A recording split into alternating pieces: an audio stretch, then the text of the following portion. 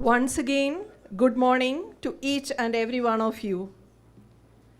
I welcome all the dignitaries and delegates to the inaugural session of the 82nd Annual General Body Meeting of CHAI. It is indeed very wonderful to be here. As we start this special gathering, let us begin the inaugural session. We will begin our program with CHAI Anthem. I request all of you to kindly rise and join.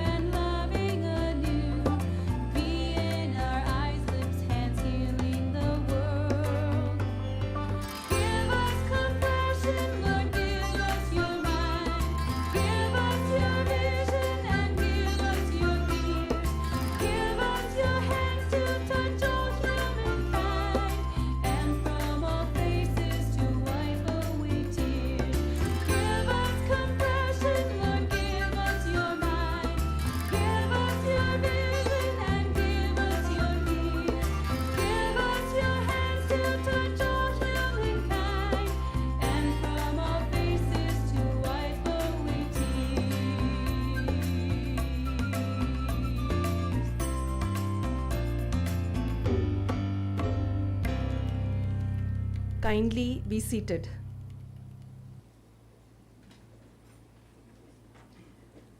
Well, it is my honor and privilege to invite now Reverend Father N.L. Thomas, President of CHAI, to deliver the welcome address. Let us welcome Father with a round of applause.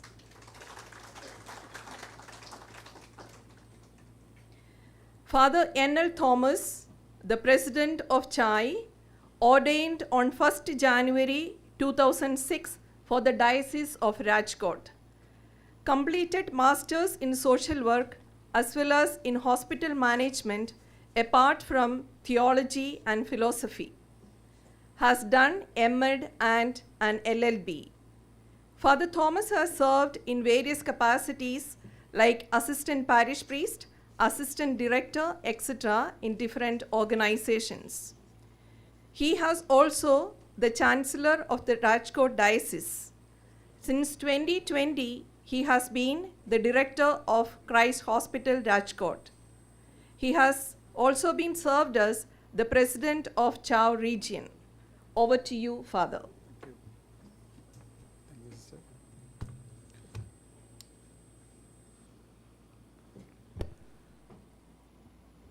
So very good morning to all of you. I'm very much excited to welcome all of you to this ever memorable event 82nd AGBM 2025, Driving Mission Sustainability. In these challenging and transformative times, you are the true pillars of our nation's well-being. Every day, across the vast and diverse landscape of India, you stand on the front lines, dedicated, compassionate, and resilient, committed to the health, safety, and lives of millions. Your work is far beyond just providing medical care. It is about restoring hope, offering comfort, and protecting the future of our communities. From urban hospitals to rural clinics, from emergency rooms to vaccination centers, your presence and dedication touch every corner of our country, making a profound difference in the lives of individuals and families. In today's rapidly changing world, the organization and institutions face increasing challenges that require vision, adaptability, and a long-term responsibility. Strategic leadership plays a vital role in guiding teams and institutions with clear direction, foresight, and ability to align people with a shared purpose. It is not only about decision making, but also about inspiring and enabling others to work towards a common goal. Alongside this, strategic collaboration has become essential. No single organization can thrive in isolation. Partnerships across the sectors, disciplines, and communities foster innovation, resource sharing, and collective problem solving. Collaboration drives diverse strengths to come together, creating solutions that are both effective and conclusive.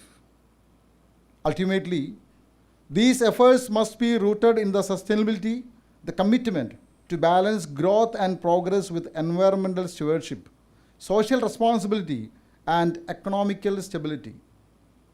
By integrating sustainable practices into leadership and collaboration, organizations ensure that their strategies not only address the present needs, but also safeguard the future. Together, strategy leadership, collaboration, and sustainability form the foundation for the resilient organizations that can navigate complexity while contributing positively to the society. As we move forward, it is essential that we continue to support, uplift, and empower the heroes of India's healthcare system, that is you. Together, we can face new challenges, overcome adversities, and build a healthier and more resilient nation for generations to come. On behalf of the entire church, we salute you for the tireless effort, your sacrifice, and your humanity you bring to every patient you touch. You are the lifeblood of our healthcare system, and we are deeply grateful for everything that you do. On this memorable occasion, I am glad to welcome all our valued dignitaries. We have Bishop Lumen Mendoro, the ecclesiastical advisor of CHAI, who is always a motivating force for us, and all our meetings, he is leading us. So welcome, dear Bishop Ji. We have Reverend Father Dr. Casimir Este, the Vice Chancellor of Zim University, who has welcomed us and be our host and given all his facilities for our program. So Father, welcome to this meeting. We have Sister Dr. Blanche, the President of Sister Doctor Forum of India, who is the supporting pillar for CHAI and all our systems. Sister, welcome.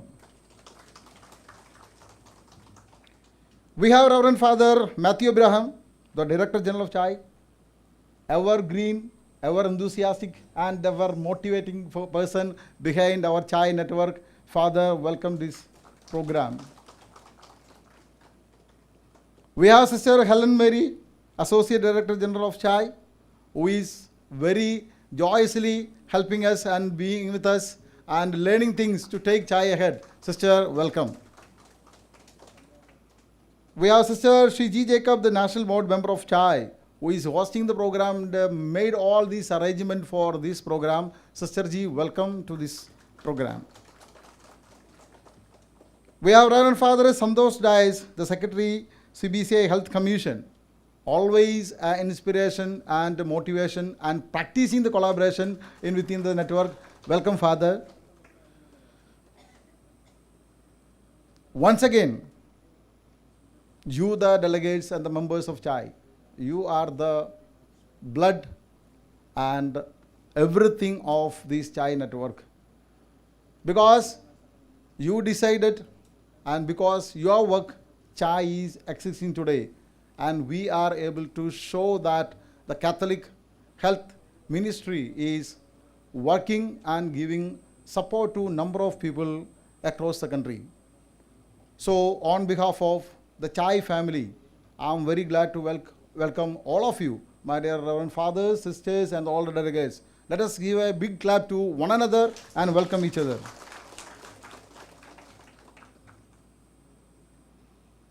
Let us be an energizer this 2 days gathering and give more vitality to our mission. Invoking God's blessings, I remain. Thank you.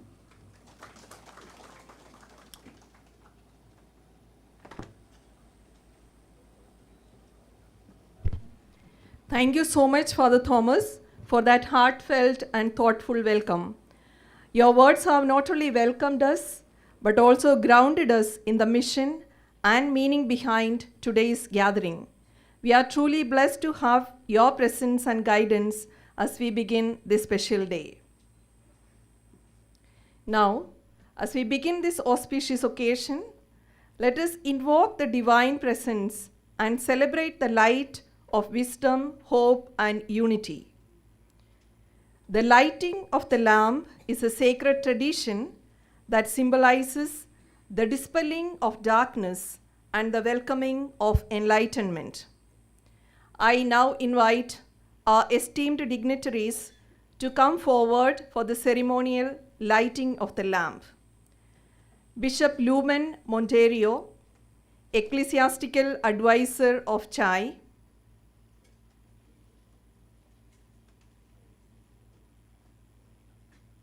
Father N.L. Thomas, President of Chai, Reverend Dr. Father Casimir S.J., Vice Chancellor, Zyme University, Bhubaneswar,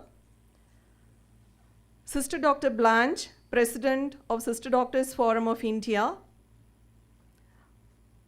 Father Dr. Matthew Abraham, Director General of Chai, Sister Dr. Helen Mary, Associate Director General of Chai, Father Santosh Dias, Secretary, CBCI Health Commission, Sister Shiji Jacob, National Board Member of Chai.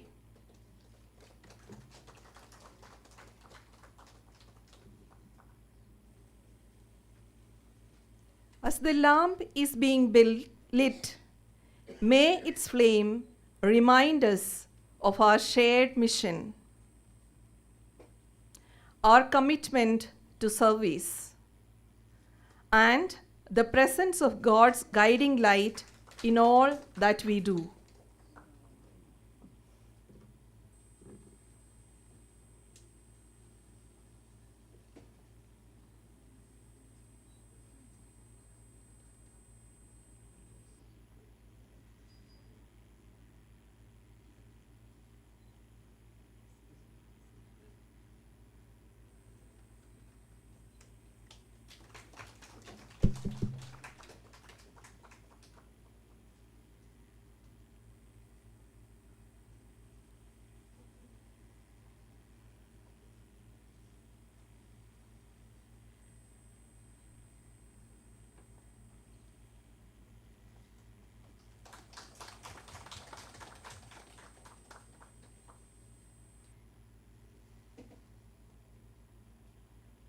Thank you, dear dignitaries, for graciously taking part in the lighting of the lamp.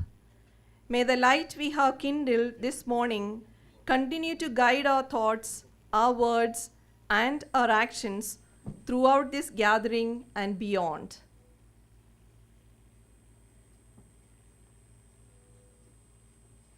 May I request all the dignitaries to take their seats now.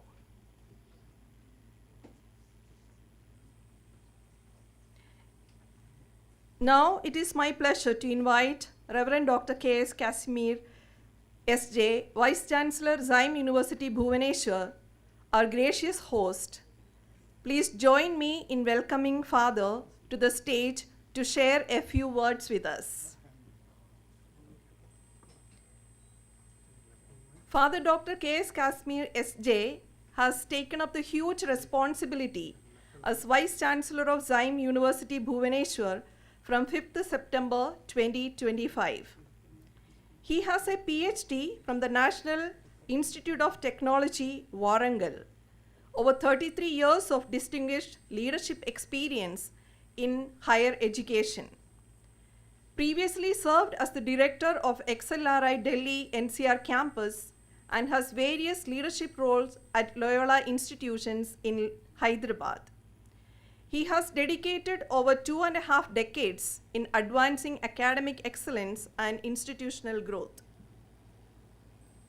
He has been honored in 2015 by the Minority Commission of the erstwhile state of Andhra Pradesh. He teaches business communication, inspiring learners to refine communicative competence and cultivate an innate sense of purpose. At XLRI, served as a professor in General Management of Communication and Director of XLRI Delhi NCR. His scholarly interests lie in communicative competence, servant leadership as a catalyst for organizational transformation, and the pursuit of personal and professional excellence. Deep understanding of academic and administrative spheres with a strong commitment to nurturing holistic growth in students and educators. His leadership extends beyond the classroom through the national conferences and faculty development programs. Over to you, Father.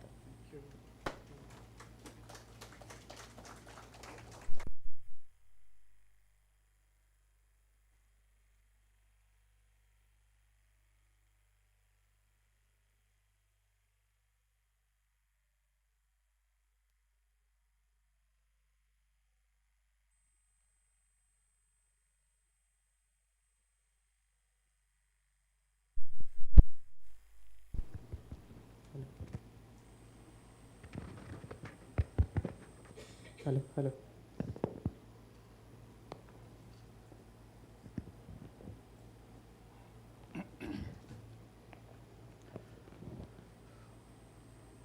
Most Reverend Lumen Montero, the Ecclesiastical Advisor of CHAI. Could you raise the volume, please? Could you hear me, please? Yes. Good morning. Reverend Father Thomas.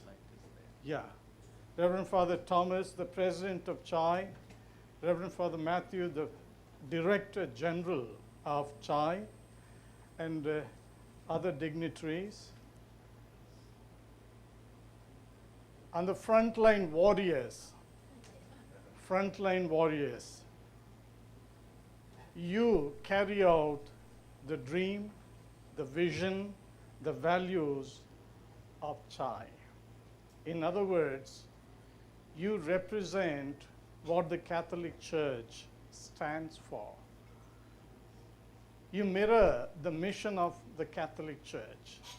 So, but for you, each one of you, toiling day in, day out, not in urban centers, corporate hospitals are there in urban centers to rake in the moolah, whereas you are here in the far-flung areas of this country, the remote corners of this country, working for the poor, the downtrodden, the voiceless, and the marginalized.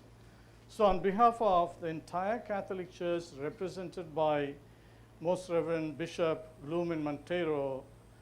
Let's give a warm round of applause to each and every one of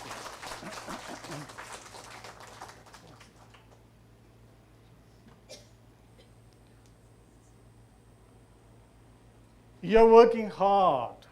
You're toiling. You're shedding your blood, as it were.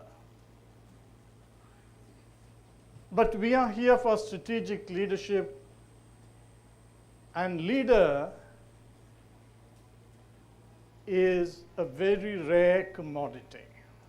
And today, they are almost on the verge of extinction. We live in a leaderless world today. Look at the political scenario, starting with America and the rest of the world. So who is a leader? Who is a leader? The fundamental question is this. As Simon Sinek would put it, a leader is not one who is in charge. A leader is not one who is in charge, lording it over. A leader is one who takes care of those in his charge. A leader is one who takes care of those in his charge. And I am sure in that sense, each of you is a leader. No longer we live in a world where the leadership is centralized, power is hoarded. We live in a world of distributed leadership.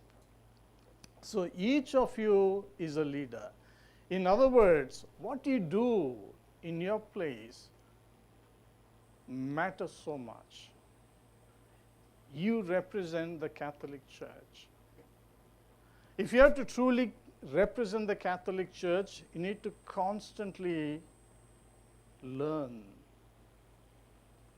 grow, expand, in order to truly become impactful, in order to truly become impactful.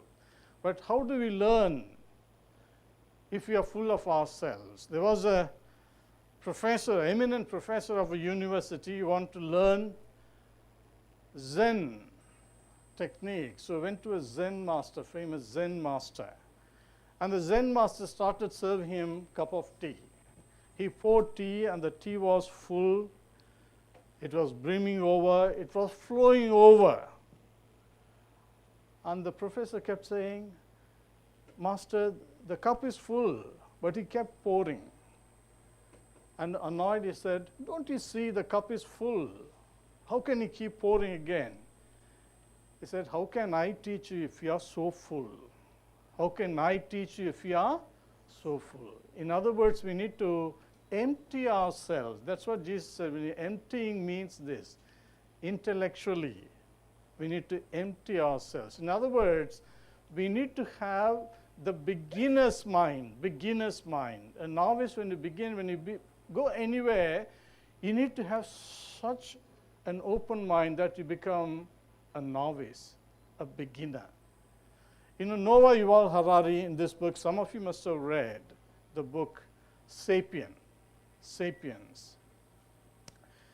In that, in one of the chapters, he says, the scientific revolution of humanity began when humanity said, ignoramus. What does ignoramus mean? In Latin, it means, I don't know. I don't know.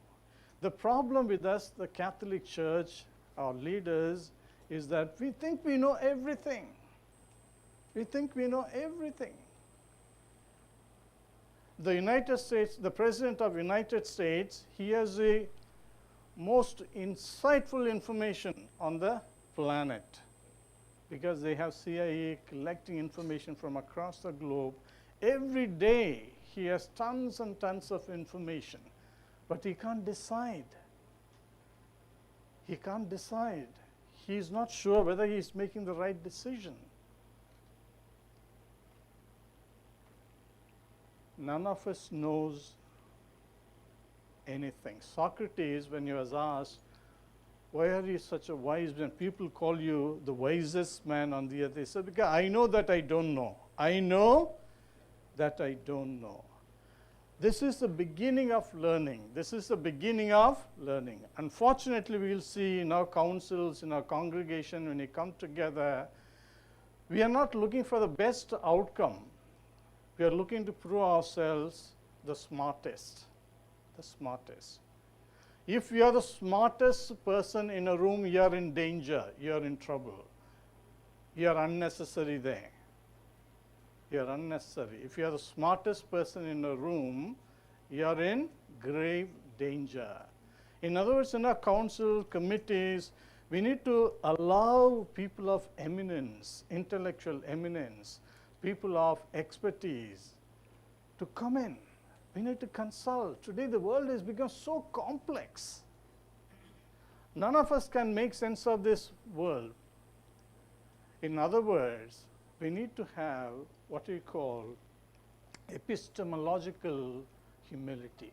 To simply put it, intellectual humility. Intellectual humility. That's what Jesus said, be humble, be humble.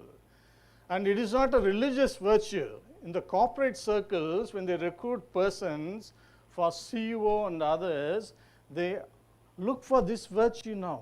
Is he humble? Is he intellectually humble? Or he thinks he knows everything. Is he a know-all? If you are a know-all, then you are going to hurt the organization. So if you have to learn, constantly you have to learn. For that you need to have curiosity, curiosity. Hunger to know, hunger to know. If you have to know, if you have to learn, if you have to upgrade yourself, if you have to be a strategic leader, constantly you need to disrupt yourself. How much time do you give for that? If you have to learn, you need to have a superpower. We have given up that superpower. Children have that superpower. But as leaders, we have given up that. The power is asking questions. A great leader is one who asks brilliant questions. Who asks brilliant questions. All these modern inventions, are the result of asking the brilliant questions, the most insightful questions. The currency of today is not dollar, pound, Swiss franc. The currency of today is ideas. Ideas. Do we have new ideas? Innovative ideas? Breakthrough ideas? How do we get them? Interact with the eminent people, collaboration. Interact with the eminent people. Go out, listen, ask questions. Because today wealth does not spring from the mines, from the fields, from the properties.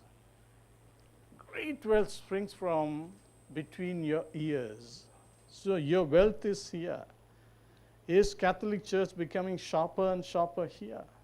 Are we using the gray matter, the brain power given to us? Do we really exercise? How long do we really spend in reading? How many of us truly read?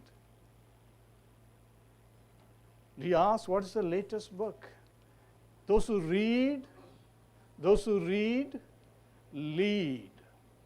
Those who read, lead. Warren Buffett, Bill Gates, do you know? They allot so much time per week to read. Because every book, every leading book, every enduring book has so much wisdom, so much insight captured in that. So how much do we really lead? How much do we think? Remember, it's a thinking job. As I was sharing with them, it's a thinking job. How much time do you spend thinking? We're all busy running about.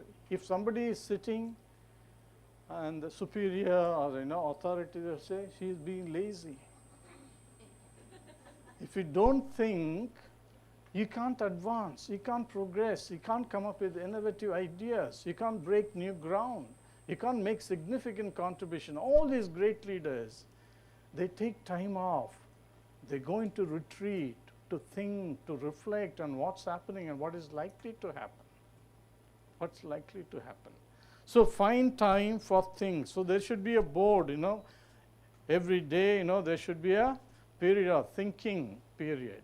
So as a vice chancellor, I should have board, vice chancellor is thinking now, so don't disturb. So you need to, it's so very critical.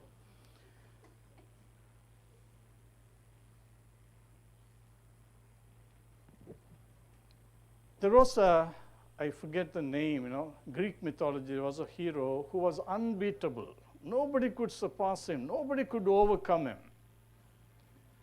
And another superhero wrestled with him, but he just couldn't beat him. And then he started thinking and analyzing, how come he is unbeatable? And then he found his feet were rooted on the ground. His feet were rooted on the ground. He realized that he is rooted in reality. He is rooted in reality. The only way to beat him is lift him off his feet. You can beat him. Are we rooted in reality? Apollo, Manipal, Aster, healthcare, care hospitals, they have all disrupted us simply because we failed to think.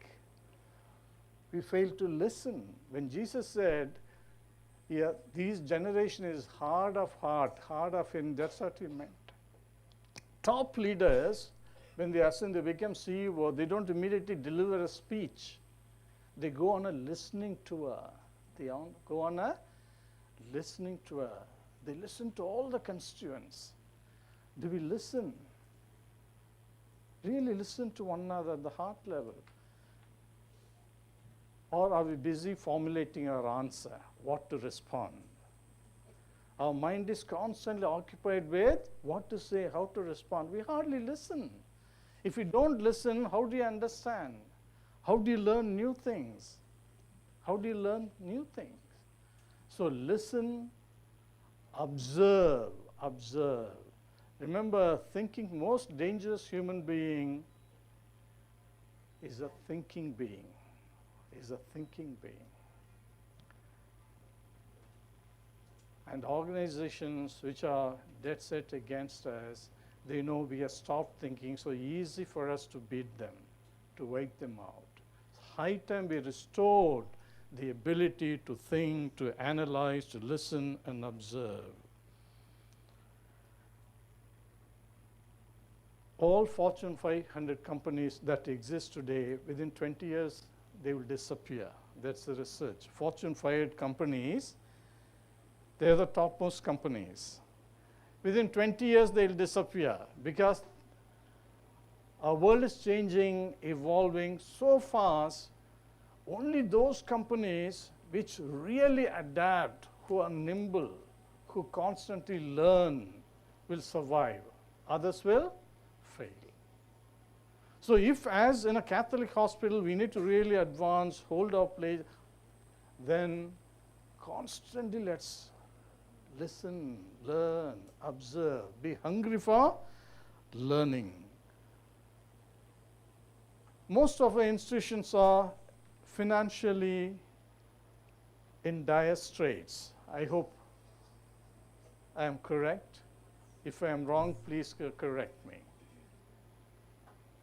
I remember one of the hospitals, invited Rangarajan for this celebration and asked him, how do we face this competition? How do we overcome this competition?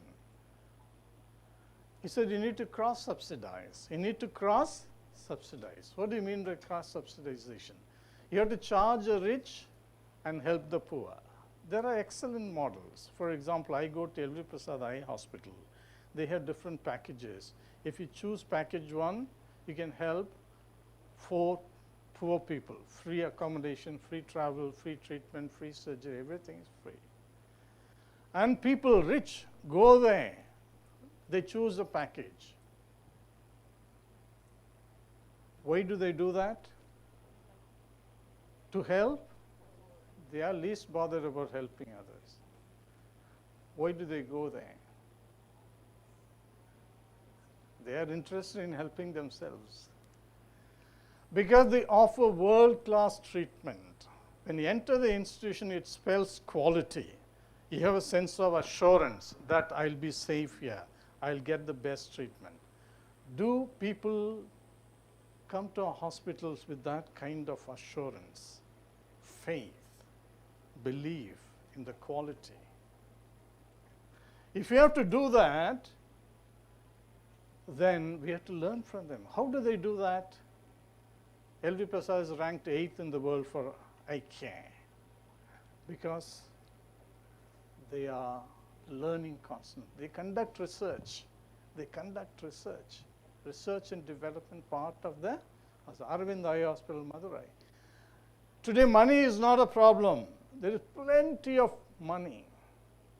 Ideas are in short supply. Arvind Eye Hospital, LV Prasad, there is no dearth of funds. People are ready to come and invest. Similarly, CMC Vellore also. I was sharing with fathers, recently Azim Premji gave them a grant of 500 crores. Why?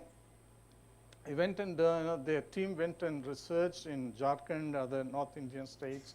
During COVID, they offered world-class treatment. And they went then they dug deeper and deeper. They found they are alumni of CMC Vellore. So he said, this is an extraordinary institution. Let's give a grant. In the world, Jim Collins and company researched and found there are very few great organizations. Good is the enemy of great. Good is the enemy of great. Our schools, our hospitals, our universities, good. But when are we going to become great? What makes an organization, a hospital, a school, a university great? Any idea what makes it great? There are hardly, during their research, they found about a dozen great organizations in the world. What makes it great? Any answer? We all suffer from fear of making mistakes. Don't be afraid. If you make no mistakes, you'll never learn anything. You never do anything. Quality of service. Where does quality of service come from? My dear sisters, fathers, a great organization gets the right people on the bus in the right seat, gets the wrong people off the bus, to quote Jim Collins. Get the right people on the bus, in the right seat, get the wrong people off the bus. If you have the wrong people on the bus in your organization, they'll only pull you back. You're not going to progress. You're not going to advance. You're not going to innovate. You're not going to research and develop anything new. The Catholic Church and CHAI, we need to transform our culture. We need to transform our culture. Peter Drucker, the father of the guru of management, he said, culture eats strategy for breakfast.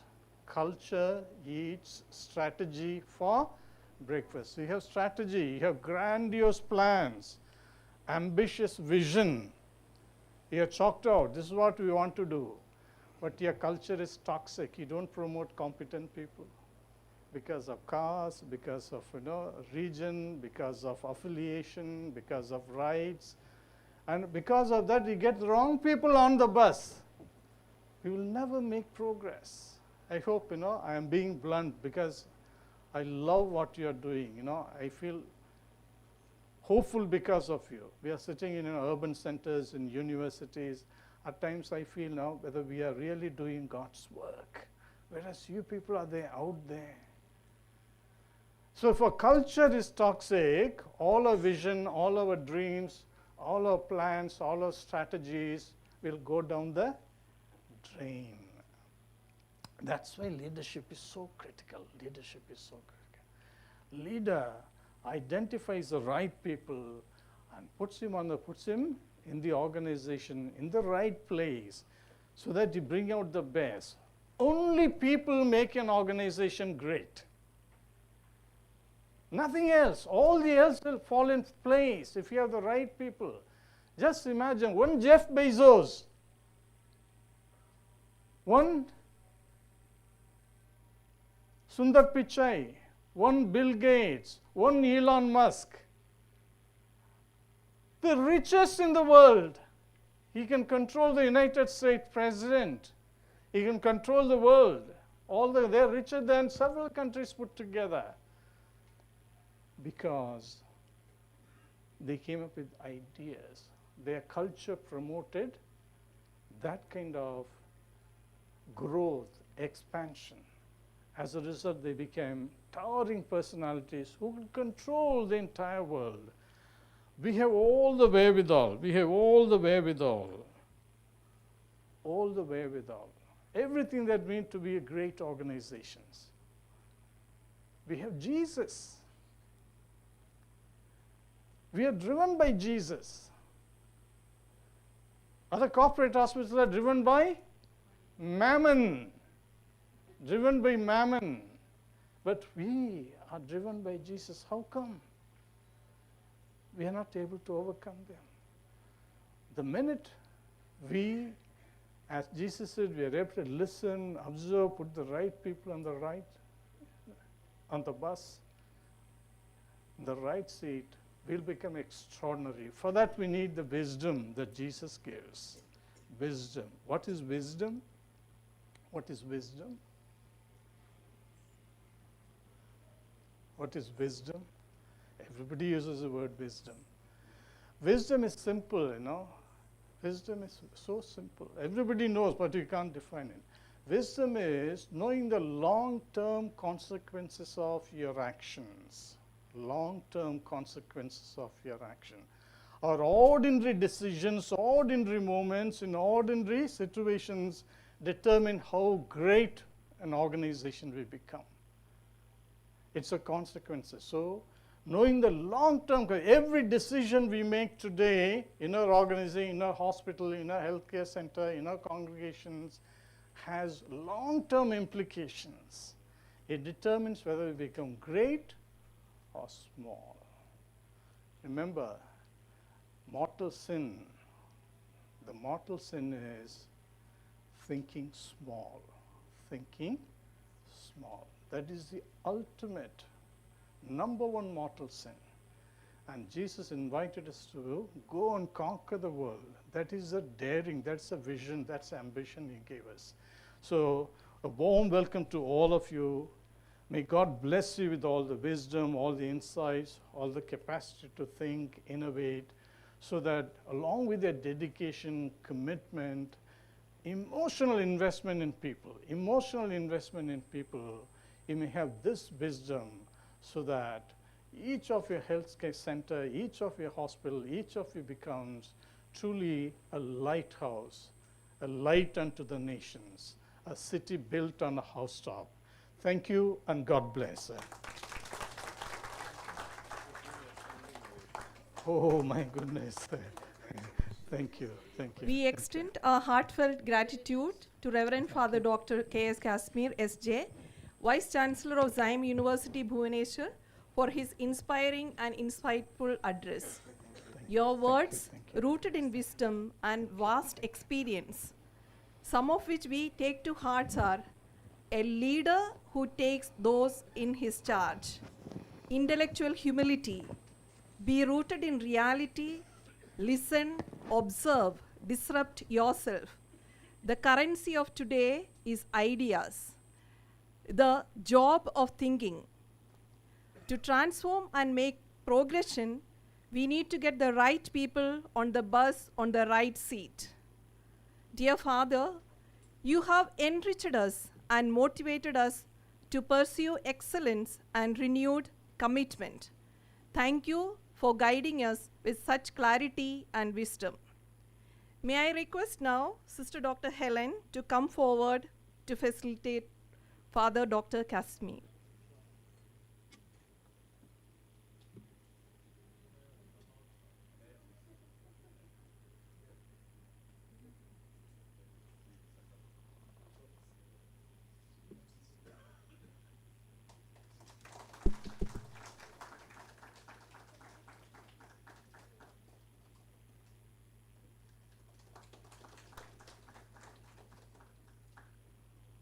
Thank you. We are privileged to have with us Sister Dr. Helen Mary, St. Anne's of Bangalore, the Director Designate, who will walk us through the schedule of the day today, providing a clear and engaging overview of the program. Please join me in welcoming Sister Dr. Helen.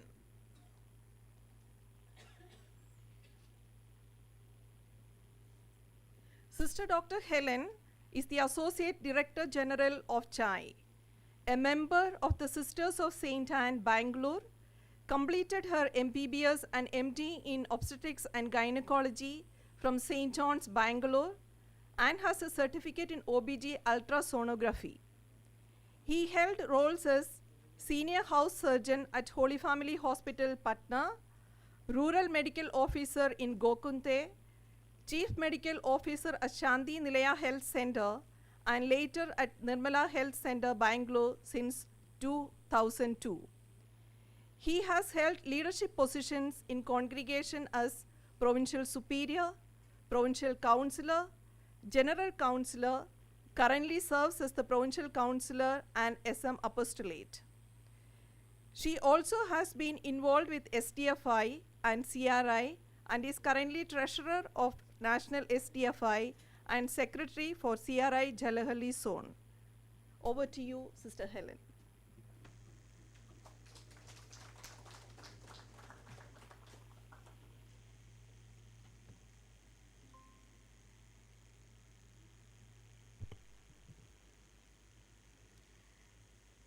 We are already filled with the thoughts of wisdom that flow from the mouth of our Vice Chancellor here. And you have set a real note for us to walk and think and journey for these 2 days. So it's with great joy I'm with you, dear friends. Just on behalf of this organizing team, I warmly welcome each one of you to this program. Our time together be a journey of learning, collaboration, and transformation. These days may renew our vision, strengthen our leadership, and inspire us to sustain the mission entrusted to us. Dear friends, may I request you to take the program schedule that is placed in your folder. I'm just going to give you a bird view of the whole 1.5 days program. What is all about? Why have you chosen this theme for us? How is it going to benefit to us? You see, the theme is strategic leadership, as we have already learned what does the leader means to each one of us, and the mission-driven impact. What's the impact that we are having in our own mission? It is about guiding organization in ways that go about beyond short-term goals or routine management. It focuses on aligning every decision, policy, and action with the mission, vision, and core values of the institution, especially when the mission is rooted in service and compassion and faith. Unlike reactive leadership that only manages problems as they come like firefighters, this strategic leadership teaches to anticipate future needs and challenges. It also tells us how to foresight and plan to adapt in changing environments like political, social, financial, and technological aspects. It also helps us to create the system that sustains both in excellence in service and faith-based integrity. For mission-driven organizations, such as healthcare ministries inspired by gospel values, this kind of leadership ensures that the core of the mission, like care, dignity, justice, poor, to the service to the poor is never compromised, even when pursuing growth and innovation. As stewards of mission-driven healthcare system, you carry the responsibility of ensuring that our institutions remain centers of healing, dignity, and hope.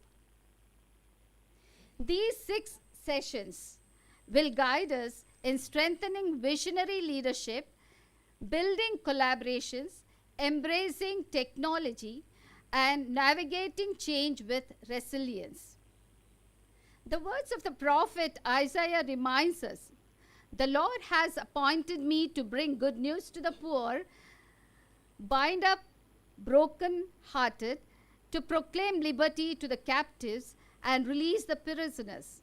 These words are as relevant today as they were centuries ago. As leaders in healthcare, we too are called to bring good news, to bind wounds, both physical and emotional, and to proclaim hope in a world often overshadowed by sickness, fear, and uncertainty. Over the next 1.5 days, we have expert professors here and mentors. I'm sure that these sessions will equip us better to lead with purpose, think long term, and create a deeper, more sustainable impact through our healthcare institutions. We will reflect on how to live this mission more effectively in our own institutions. This program has been thoughtfully designed to guide us through 6 sessions that touch the very heart of the leadership in healthcare systems. The first topic is strategic leadership for mission-driven impact. The true leadership is not only about efficiency, but about aligning mission, values, and long-term mission. Leaders are called to be both visionary and adaptive, guiding institutions with clarity of purpose. This will strengthen our ability to lead with conviction, ensuring our healthcare systems to remain mission-driven while adapting to changing realities. The second topic is building strategic collaborations and associations. No institution thrives in isolation, as we have heard. Collaboration multiplies impact. Building trust and mapping networks is essential for sustainable healthcare missions. This will help us again to gain practical frameworks to identify potential partners, foster alliances, and extend their institutions' reach and influence.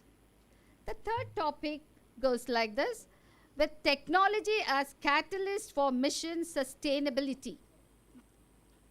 Technology, when rooted in mission, becomes a tool of equity and empowerment. Even in resource-limited contexts, digital innovations and data can enhance care and sustainability. The fourth topic is integrating strategy, collaboration, and technology. This collaboration and technology are aligned through the systems thinking. Integration ensures coherence and lasting transformation. Through these tools, we will be equipped to design holistic approaches that prevent fragmentation and enable seamless coordination of efforts within our institutions. The fifth point is navigating change and leading transformation. Change is inevitable. Transformation is intentional. Resilient and elegant leaders can turn challenges into opportunities for growth and renewal. By this, we will develop skills to manage resistance, foster resilience, and lead their teams confidently through the transitions. The sixth topic, action, planning, and way forward. Reflection without action bears little fruit. Personal and institutional roadmaps ensure continuity of learning and concrete steps toward mission effectiveness. By the end of these sessions, we will leave with practical, context-specific action plans to strengthen leadership, improve collaboration, and sustain their healthcare mission. And we will be empowered with following benefits: deepen mission alignment, strengthen visionary and adaptive skills, enhance decision-making capacity, increase organizational impact, build personal and institutional resilience, inspire and empower teams. Yes, dear friends, leadership in healthcare is not only about efficiency and management, it is about mission. It is about embodying the healing ministry of Christ, serving with compassion and excellence and justice. As Saint Teresa of Avila once said, Christ has no body now, but yours. No hands, no feet on earth, but yours. In your hands as administrators and leaders lies the responsibility of ensuring that every patient who enters our institutions experience healing, dignity, and hope.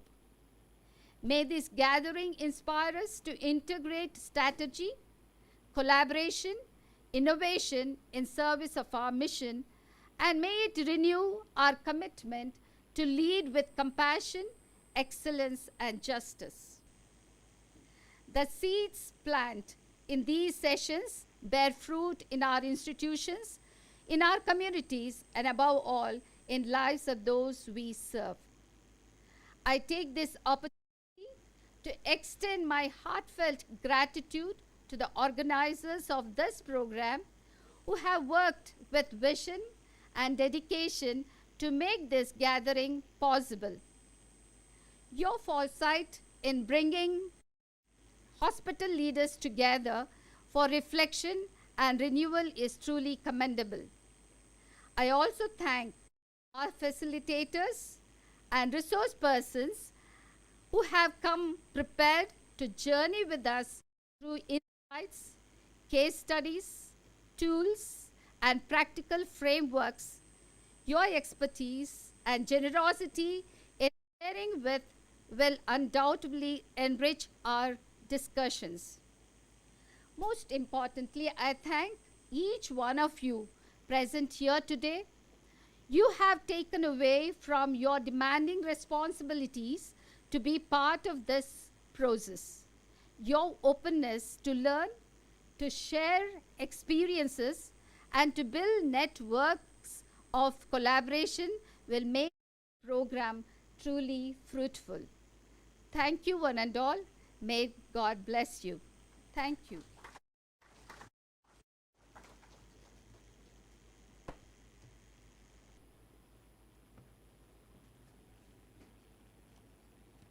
Thank you, Sister Dr. Helen, for taking us through this program. Now, we all know what to look forward to. Your overview has definitely helped us to get our bearings and build some excitement for what's ahead. Thank you once again, Sister Helen.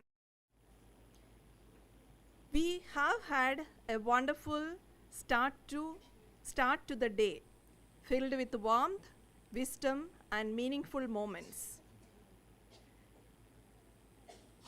Coming up next is a thought-provoking thematic session which will be taken by the team members of Zyme University.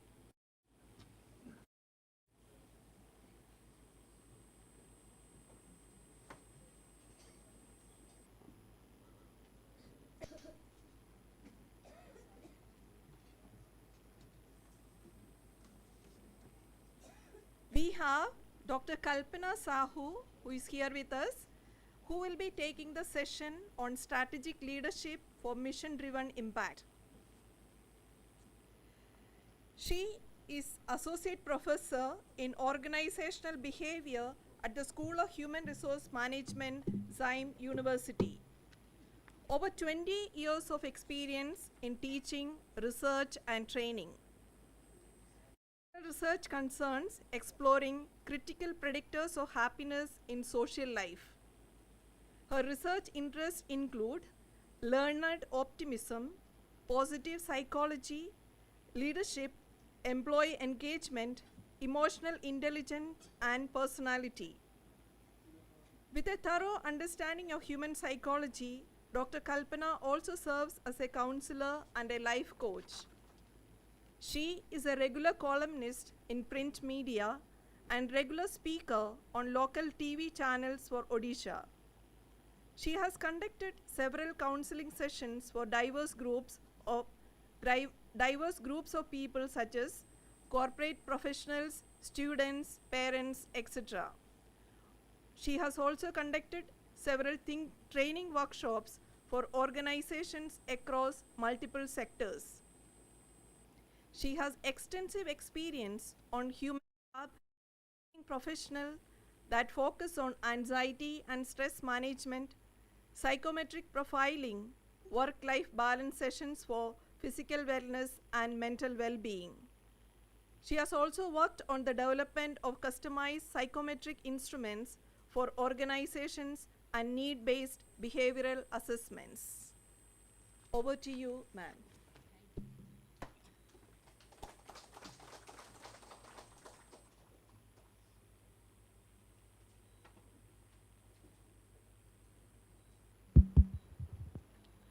A very good morning and welcome to XIM University. It gives me immense pleasure to be the part of this program. Already we are associated with SDFI. We have just finished one workshop, and before starting for this strategic leadership, though our VC sets the tone, the context about this training program. So let me tell, once Benjamin Franklin mentioned, if you tell me, I forget. If you teach me, I may, remember. But if you involve me, then only I can learn. So with this note, I hope that your engagement, your involvement, and your participations I'm expecting in this program. And this is not so much of formal, because these formal kinds of things, I know that the Catholic Health Association, it is highly disciplined body, but we will go with little bit of that kinds of training with lots of fun and some kinds of entertainment, so that we will learn much more what we cannot actually learn in a very conventional way. Okay, so before going for strategic leadership, I will ask few questions. Forget about strategy, forget about leadership. We all are human beings first, isn't it? Do you agree with me? Yes. Okay, how many of you really love for shopping? Please raise your hand, because so many, participants. Okay, love for shopping. I think all the sisters must be there, but they are not also raising. Okay. Okay. How many of you really more proactive in taking the decisions while you are going for shopping? Please raise your hand. Very proactive. Immediately you take decision. Okay. How many of you are little bit more passive, taking someone's validation, then you buy and purchase the product? Please raise your hand. Oh, okay. Ashish sir, please you note down the percentage of this, crowd. What is that proactive in decision making, passive and active in decision making process? Okay. Then my fourth question, how many of you really take someone with you or empower someone with you to not only purchasing any product, but also taking any kinds of higher decision? You cannot take, but you take people. You enable, you empower. Okay, very good. Then my last question, how many of you are really taking risks while you are taking any kinds of decision? Risks. Okay, very few. Okay, that means that is the gray area. We need to work on it. Okay.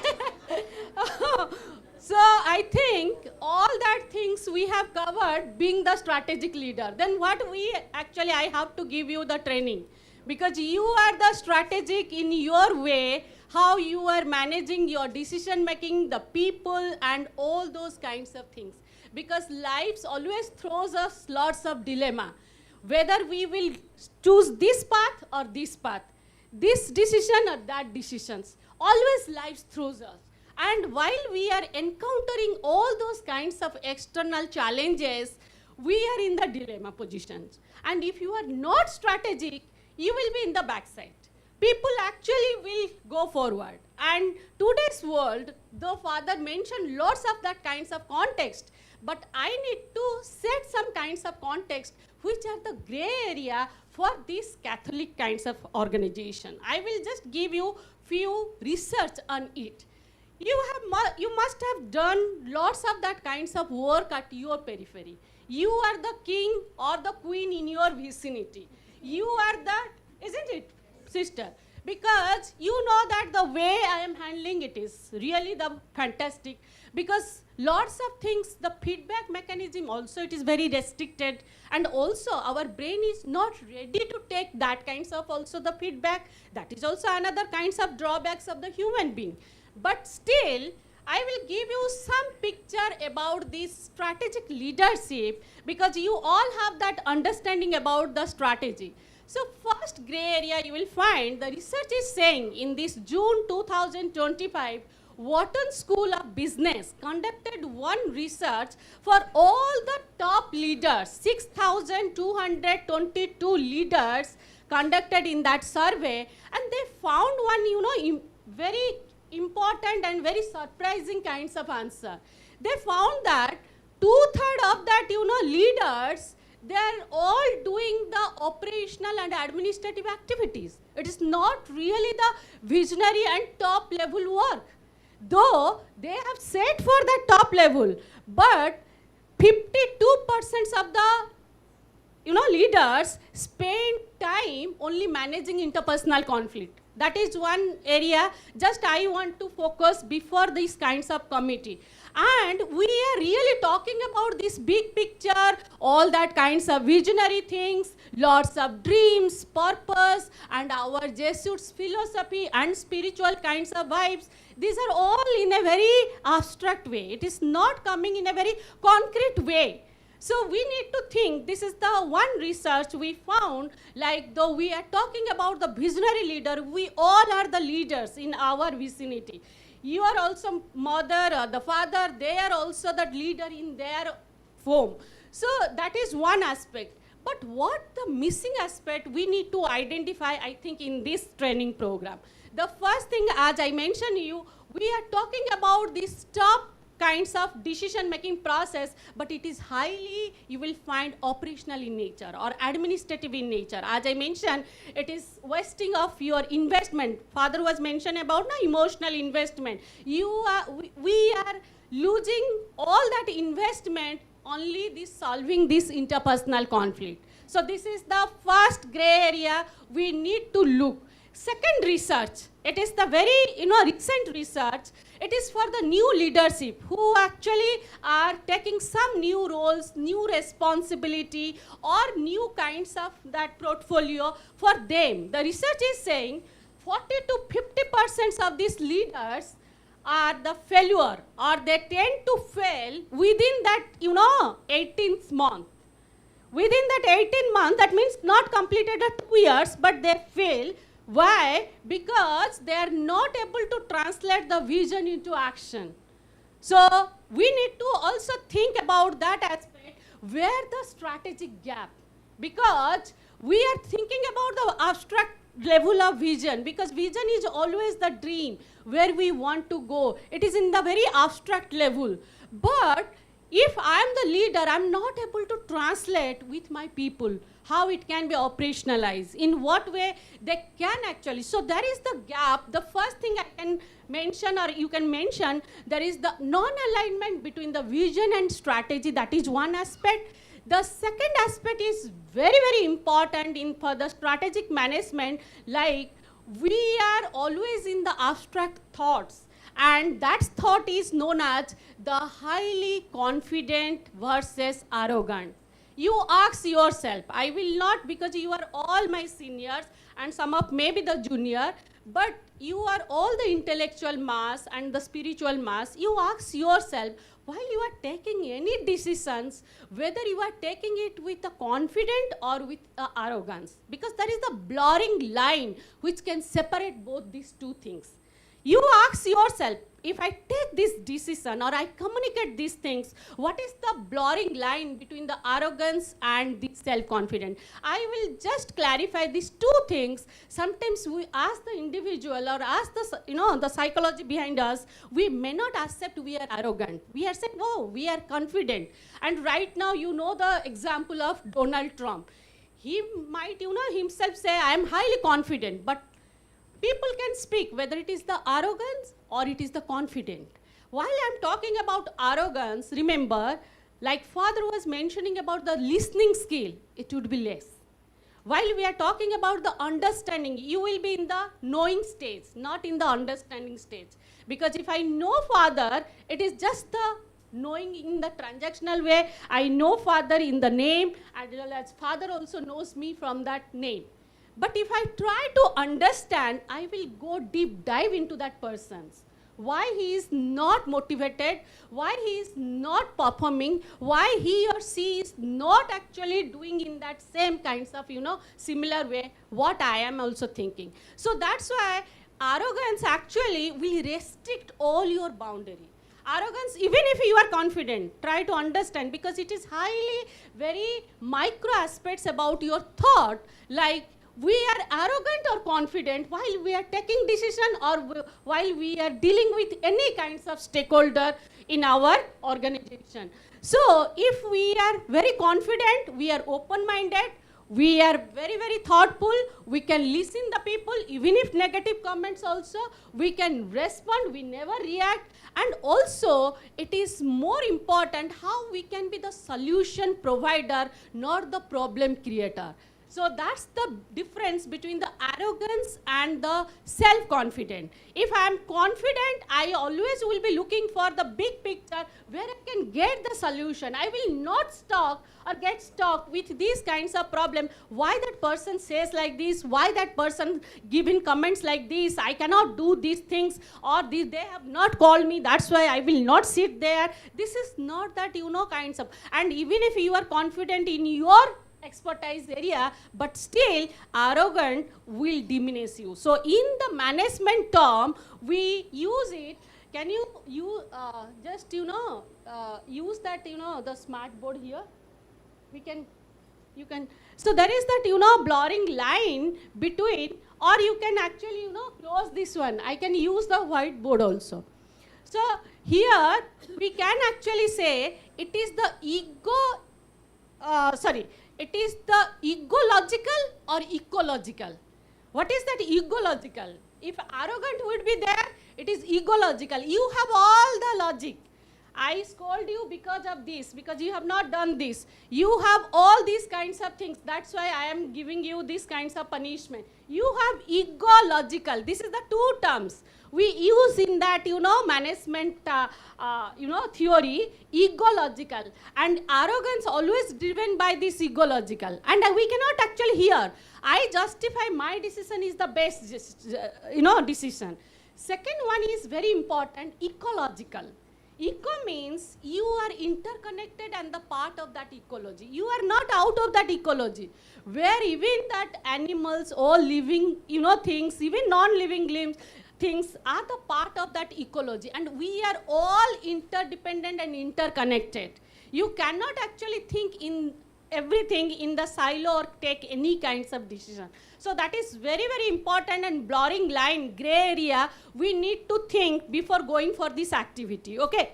Third aspect, right now in today's world you will find We are talking about technology that can be taken care by my colleague Professor Assis, but one gray area we have not touched, like 75% of the workforce right now governed by Gen Z and Gen Y. And they are all entering into your periphery. And as the leader, it is not like that I should go on the top, as well as also, cherish my achievement.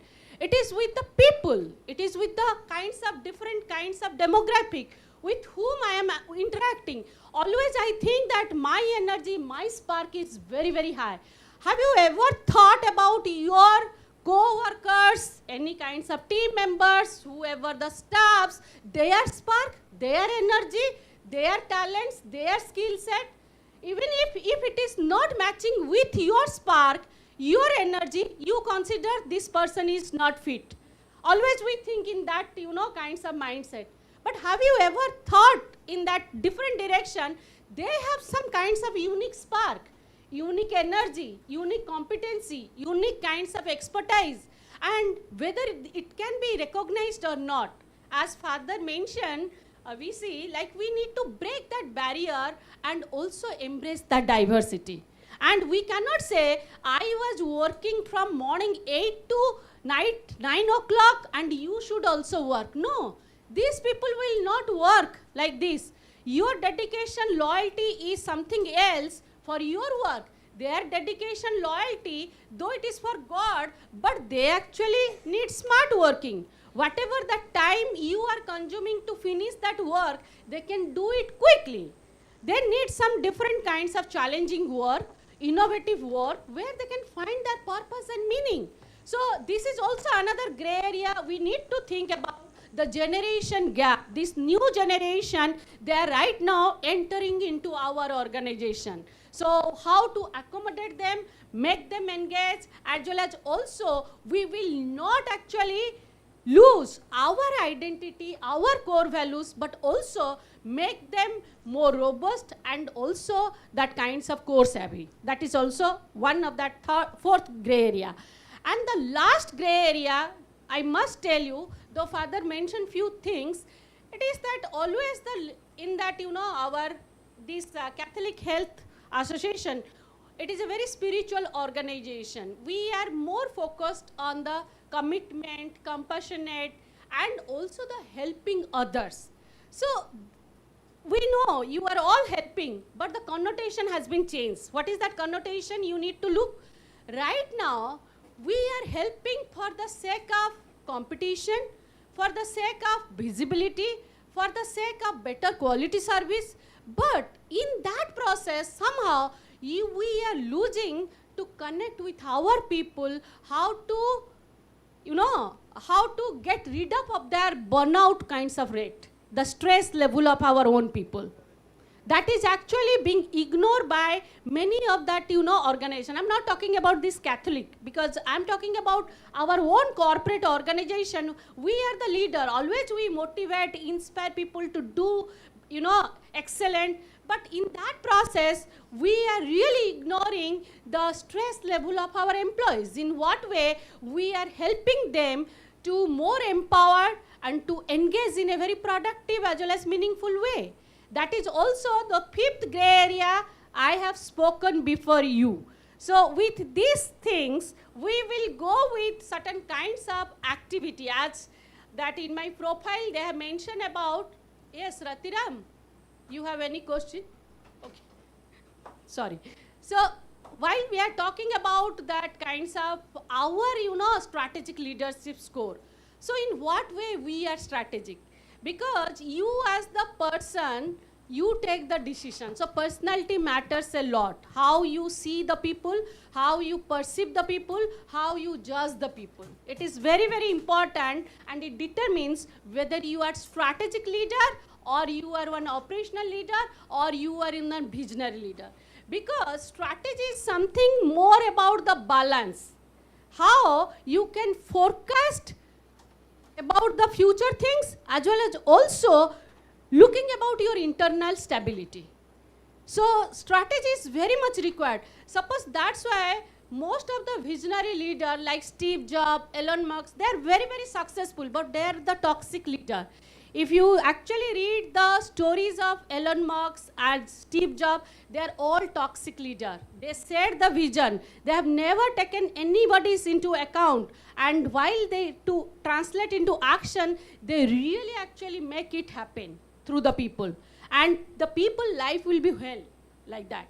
So that's why we need to understand that aspect. If I'm strategic, I should not be so, fancy oriented, or I should not be so grounded. What is the balance between maintaining the external challenges with the internal stability? How I can maintain this balance between the competition, because we are also going to compete with lots of private organization, healthcare organization.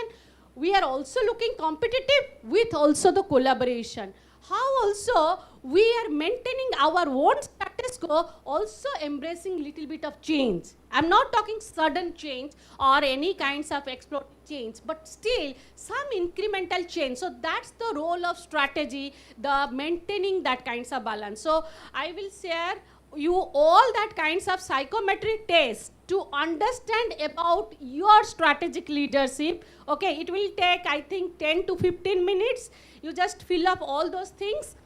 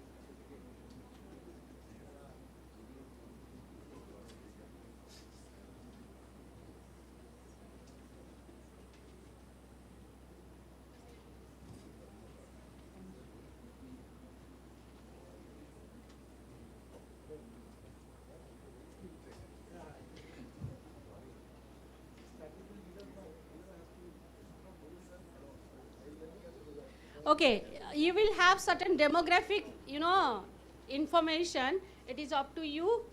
So you can give. But the first questionnaire, you just omit. First, actually, we will do it in the second half. So this is that your personality inventory of your strategic leadership. Which personality you have. And let me explain all those things. Manish, can you do one thing? Take the picture and send them. Those who are actually in the online, they can do it. Okay. Go to first. You fill up all the information data. Okay. Your name, age, qualification, all those things in the first page. But personality inventory, go to the second part. Yes. You will find in one question there are 2 statements. It is given.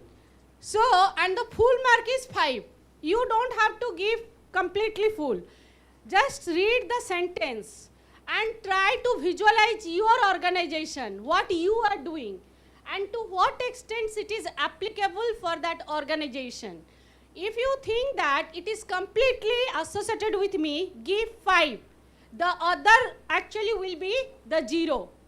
This would be the kinds of scenario. It would be 5 and 0. If you are completely agree with these particular things, 5 and 0. If it is less, 4 and that automatically the another one, you have to give another number. Otherwise, because altogether it would be 5 or it would be 3, 2. Don't give 2.5 and 2.5. Okay, otherwise your personality, strategic personality will not be identified. Which one? No. You go to the personality. First you omit, you fill up this one. this personal style inventory. Okay, this is. Go to the second page, please. And you have all those kinds of statement it is mentioned. And visualize your organization. Think about your organization, what you are doing. I will just write down few gap area, what we have identified, the non-alignment between vision and mission and strategy. Second gray area, we have identified what we mentioned. It is more about we are focusing on that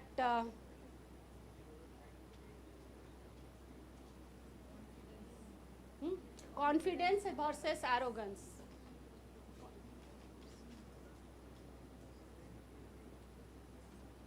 Third, competitive with collaboration. Is it?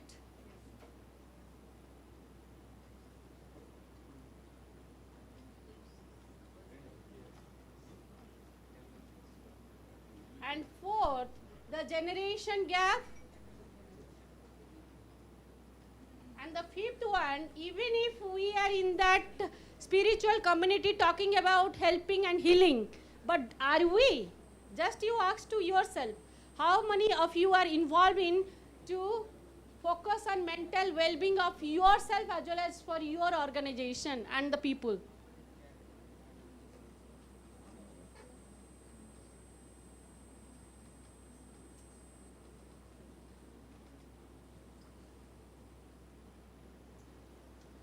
Otherwise, many things you have, and this is one process. We will identify so many other things what actually you are facing through that case analysis.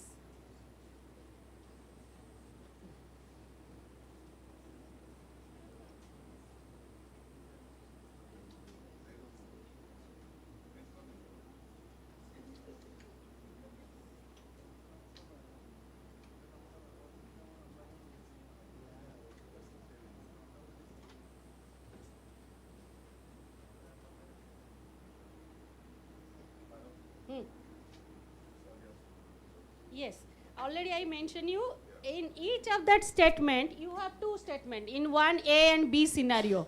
So which scenario is more applicable for you? If it is more applicable, you give 5. If there is not applicable, 0, automatically. Because each question carries 5 marks. You have to go. If it is less, 4 and 1, 3 and 2, don't give 2.5 or 2.5.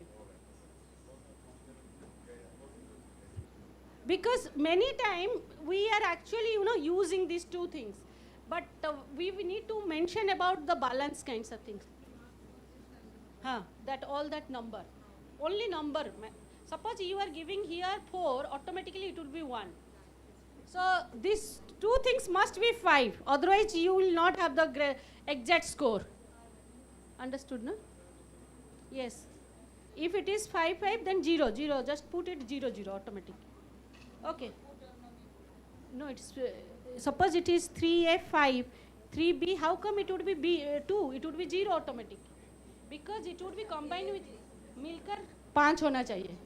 A or B मिलकर 5 होना चाहिए. Please. All of them can understand English, na? Hindi चलेगा? No, I will give all hand holding. Okay, please, question number.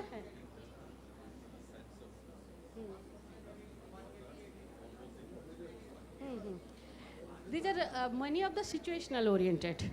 You will find all the question that is situational oriented. Okay, don't go to the back side. First we will go on this one, personality inventory. It is mentioned personality inventory. Go to that page first. And each question you have 2 statements. That 2 statement, which one is more actually applicable for you? Based on that, you need to give the mark. It should be combined 5, not more than that. Father is right. Many of them actually doing 5, 2, 3 like this. I can. Okay. I am giving one example, those who are not able to understand. Suppose in question number A and B, we have two statements. I will prefer here, suppose 4, automatically it will be 1. If I am saying here 0, automatically it would be 5. Suppose in question number 3, suppose I am giving 2, B would be automatically 3. 5 होना चाहिए मिलकर. If you add each of that sentence, it would be 5. Once it is done, we will move to the next, but it is one time taking process. Huh? Then you can do, Father,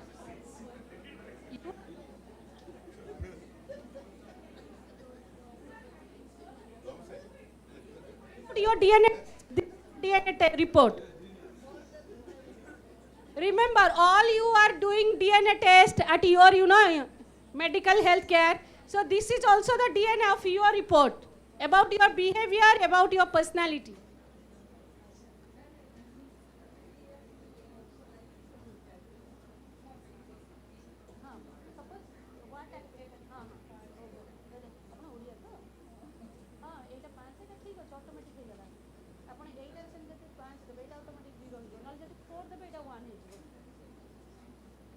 Now you understand. Amar etti sabu badiya.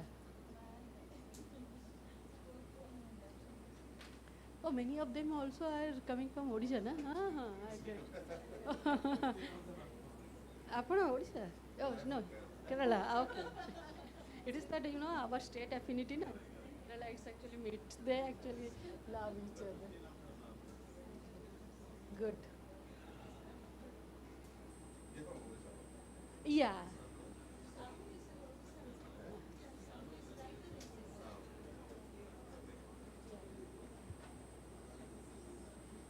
Assis sir, maybe he's but now otherwise Subra and myself, we are from Assam.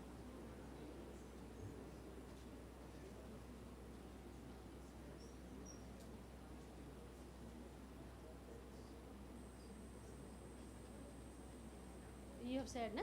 Tell them to also send all that things to us, because we will compile and give the report. Please don't keep anything blank. Do it, fill up. This is your exam. You have not given exam since, and though there is no negative mark. Thank you, Father. No negative marking, but you need to fill up everything.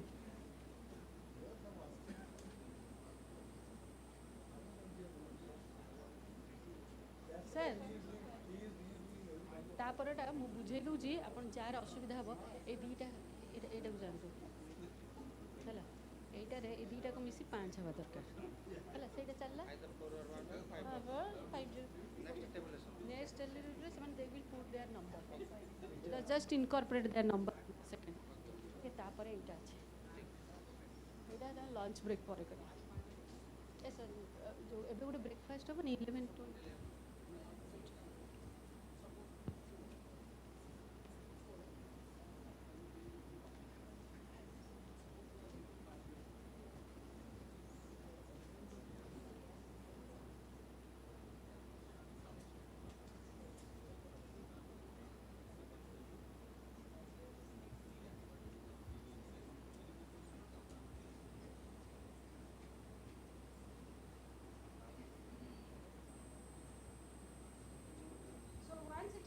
then only we will have the tea break. Okay, and the second actually we will move to that is the next class. That is more about your servant leadership. You have not, measured any kinds of this psychometric test, na? Have you ever measured something? Okay, measured. Here also we have used servant leadership, the first one. But after personality, it will be linked. We can. This is good. Exactly.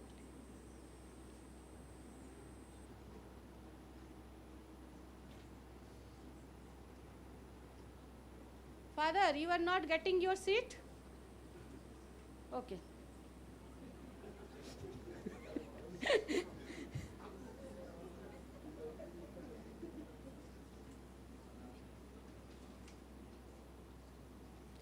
don't discuss, sister, because the DNA is completely your. You cannot mix the DNA with other.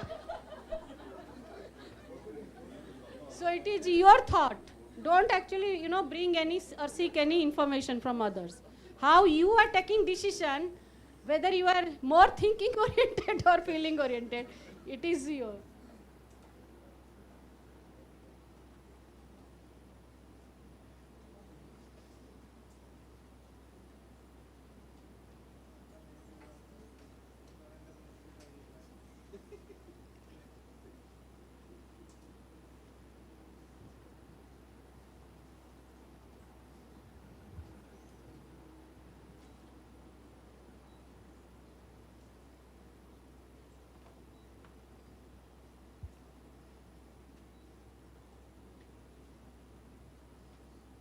Yeah, you are too fast. Good. That's the, quality of the creativity. You can take one picture of this. It is easy for you to incorporate. Phone में.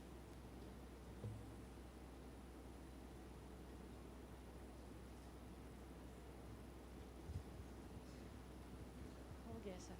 That much. Thank you.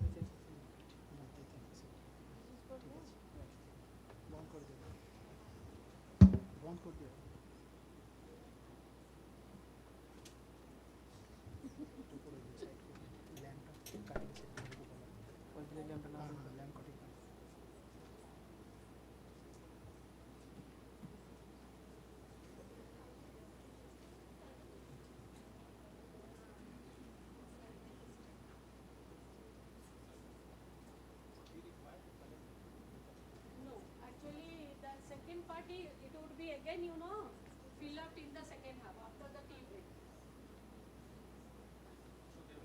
And both the fathers it is for optional for them. It's not compulsory. Because I know that it would be little hectic, but this part if you can do, you will have lots of clarity about yourself.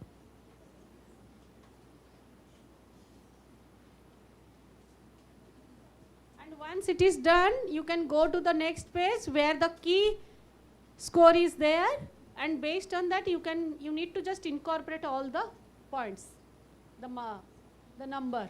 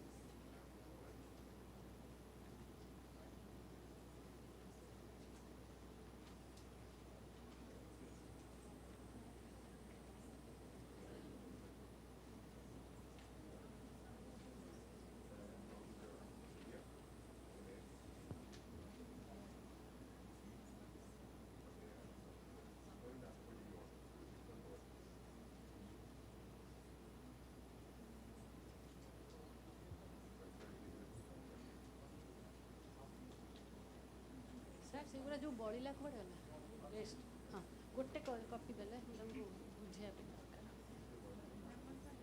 ଗୋଟେ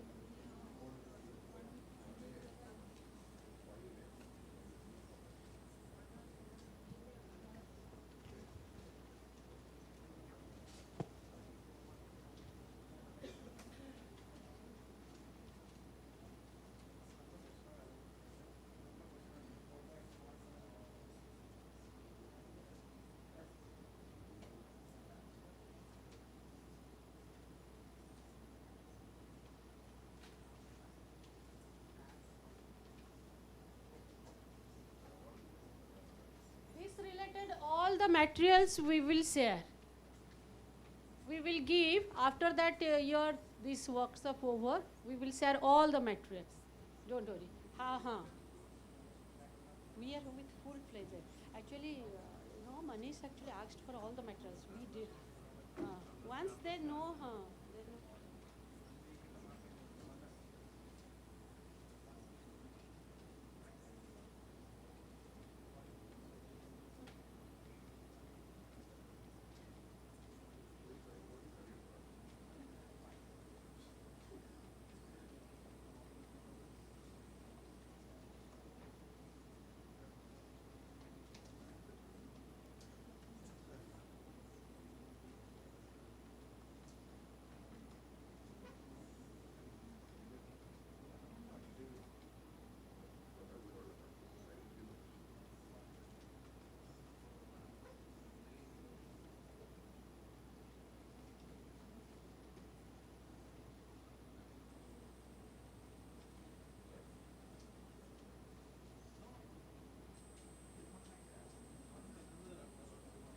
So incorporate all the numbers in that right format. Father, you take the picture, it will be easy for you to incorporate. Then only your scorecard will come. Suppose 1, you have given, what is the number? 4 and 1. So here in 4, it would be 1. Oh, you are highly extroverted. Already I judged. You just, instead of 4-1, the score would be 4. Instead of 4B, it would be 1. You have given here.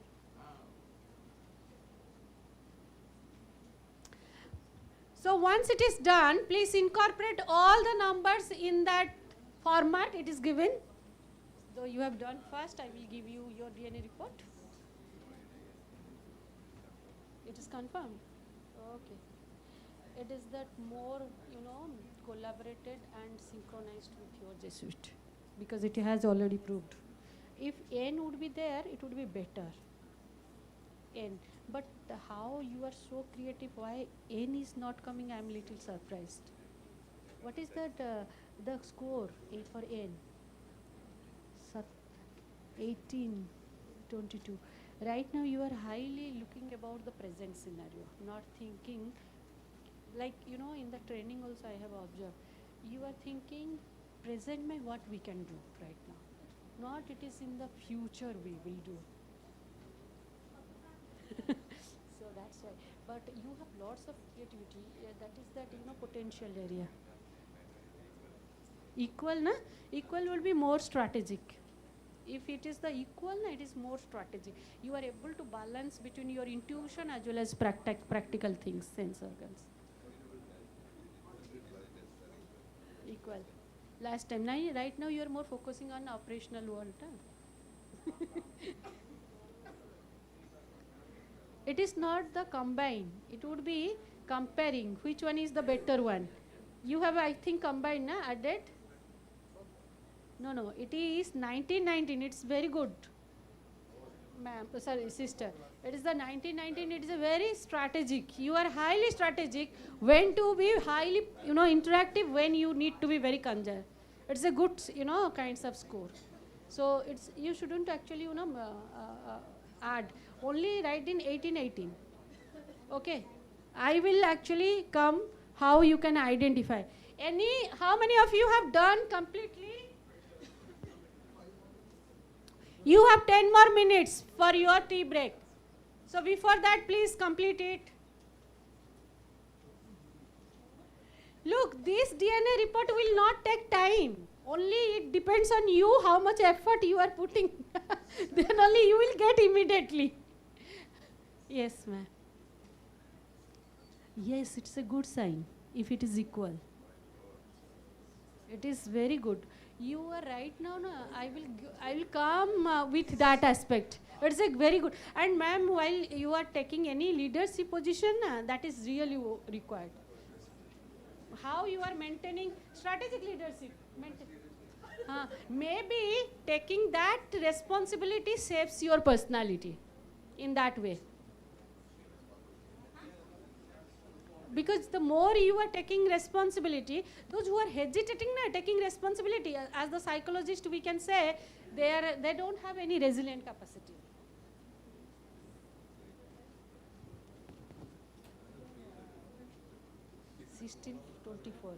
Okay.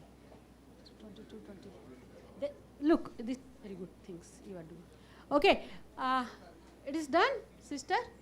Okay, now, yes, very good. You can continue. Continue first, you understand the process. Look, there are 4 important dimensions where we take the decision. Or the first important thing is that while we are in that any leadership position, leader for what? For people or for your organization?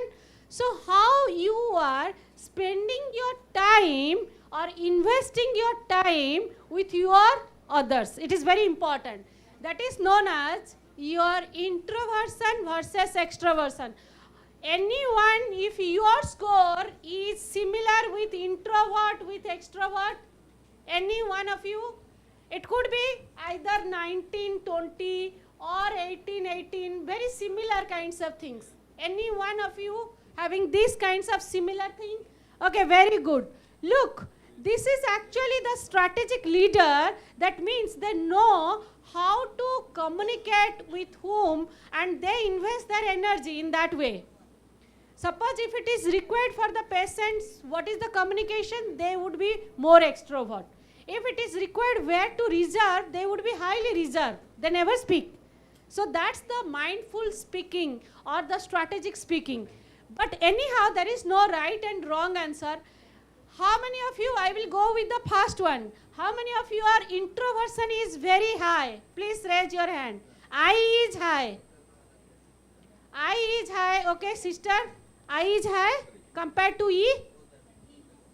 I is high. Okay. Look, this is not anything wrong, but these people gets enjoyment within themselves.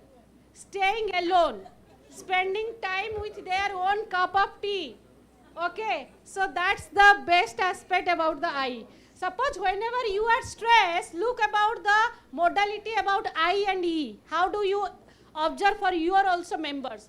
Those who are highly introvert, they will never speak. What's the stress? They will be more shy. They will go to their own bed and sleep. Never discuss even. And extroversion, the kinds of moments, small, amount of stress, immediately they will call their fellow feeling, "Arey, ye pata hai, ye hua tha, wo hua tha. Pata hai, he has said this, who has said this, this." This is the sign of extroversion. It is the good part. You are able to ventilate all your thoughts. But sometimes introvert, they are hesitating to ventilate their thoughts towards the others. So this is your mechanism, how you use your stress level. The first one. Am I clear? Now if you, not clear, Father, what happened? You are not getting. No. Let me convey what is introversion and extroversion. That actually I have not told, that's why. Okay. Introvert, those who are very shy and very sober, submissive, not so outspoken, outgoing or expressive, or they are very, very actually, you can say, no towards their own world. So all the materials I will give, what is introversion and extroversion. But extroversion, आप उनको पूछेंगे नहीं लेकिन वो लोग बता देंगे. But you are introvert. You didn't ask me that you are not able to understand. So you should have. Okay. So you need to understand, like Extroversion, those who are highly expressive. And generally it happens with the ladies or the sisters. Okay, sometimes you don't ask, they speak too much. Sometimes wherever it is required, they never speak. And wherever it is not required, they speak. So, and it creates problem. And for suppose if they are shy also, it is another kinds of problem. You cannot extract any information from them because you need to again, instigate what happened, tell me where the problem. You have the, observer. Father was saying, be the observer and listen from others. Then only you are going to touch this introversion. Otherwise, you cannot find out the solution from them. Okay, am I clear about I and E? Remember, if it is the closure, this I, that is a very balanced and strategic leadership sign.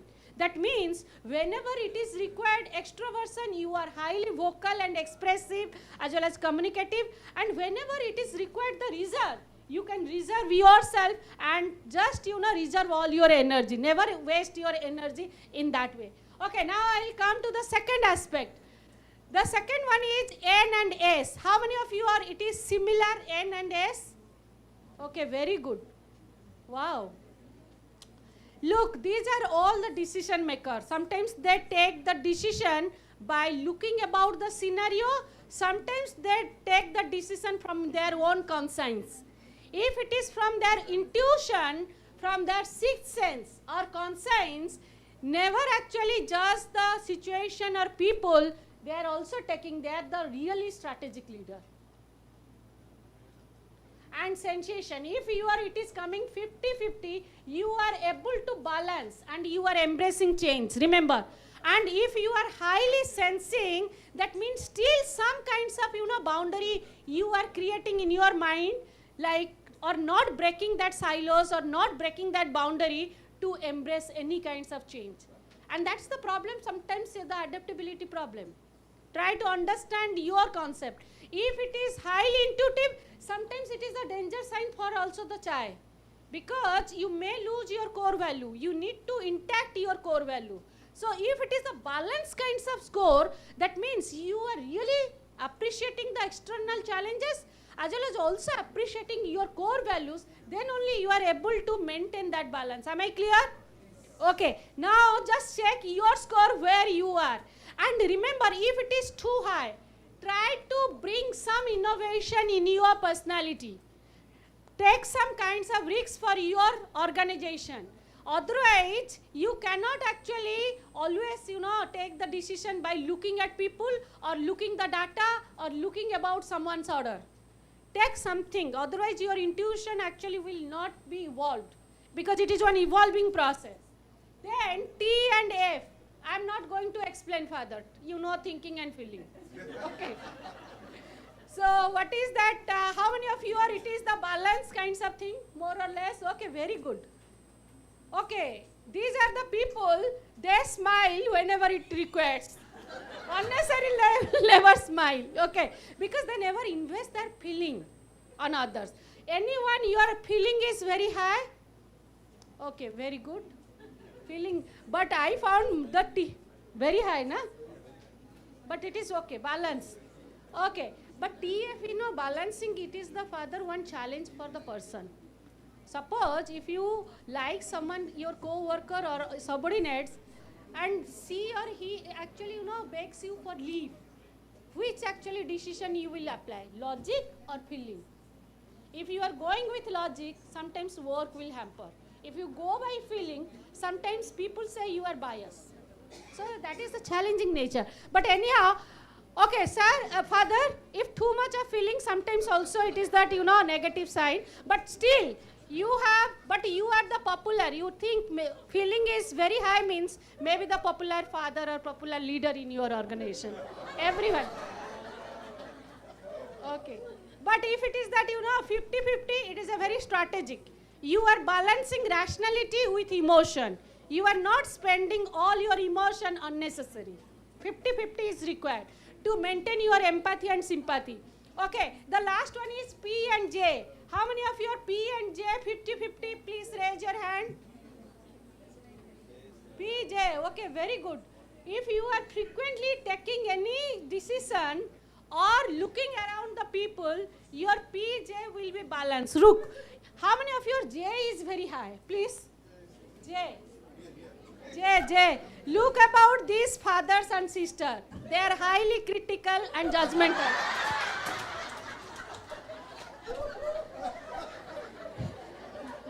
I will give you, I am not actually, evaluating, but G is little bit of evaluative critical. सब में वो लोग, but P, it is a very big picture. Suppose something, it is deficiency, some failure, some loss, they can well manage within the team. It would not be highlighted. But those who are little bit of perfectionist, they are highly critical and judgmental. And always they tend to, अरे madam ने ये बोला, madam ने वो बोला. This actually things, actually it draws that attention in that judging people. If you are the perceiving, you will omit small thing, looking for the big picture. आई भाई छोटा हो गया ठीक है. चलो next we will go forward. This would be the kinds of mindset for perceiving and judging. And if you are able to maintain these two things, sister, I think we are the best strategic leader in our periphery. Okay, I think with this, we will take a short break for 10 minutes and we will come back with servant leadership. Okay, personally, if you want to take any counseling, now the time is available. We will now have a short tea break. Tea is being served outside the hall. Drinking water also is kept outside. Please do remember to reassemble by 11:45 so that we can reassume the session without delay. Also remember, please note, course participation certificate of these 2 days from SIME University will be distributed by the Vice Chancellor tomorrow at around 12:30 p.m. So all the participants are requested to be here. If you will not be in a time, we will start. You will be the loser. Washroom is available on the right side of the corridor. hall. It is also under the trees available.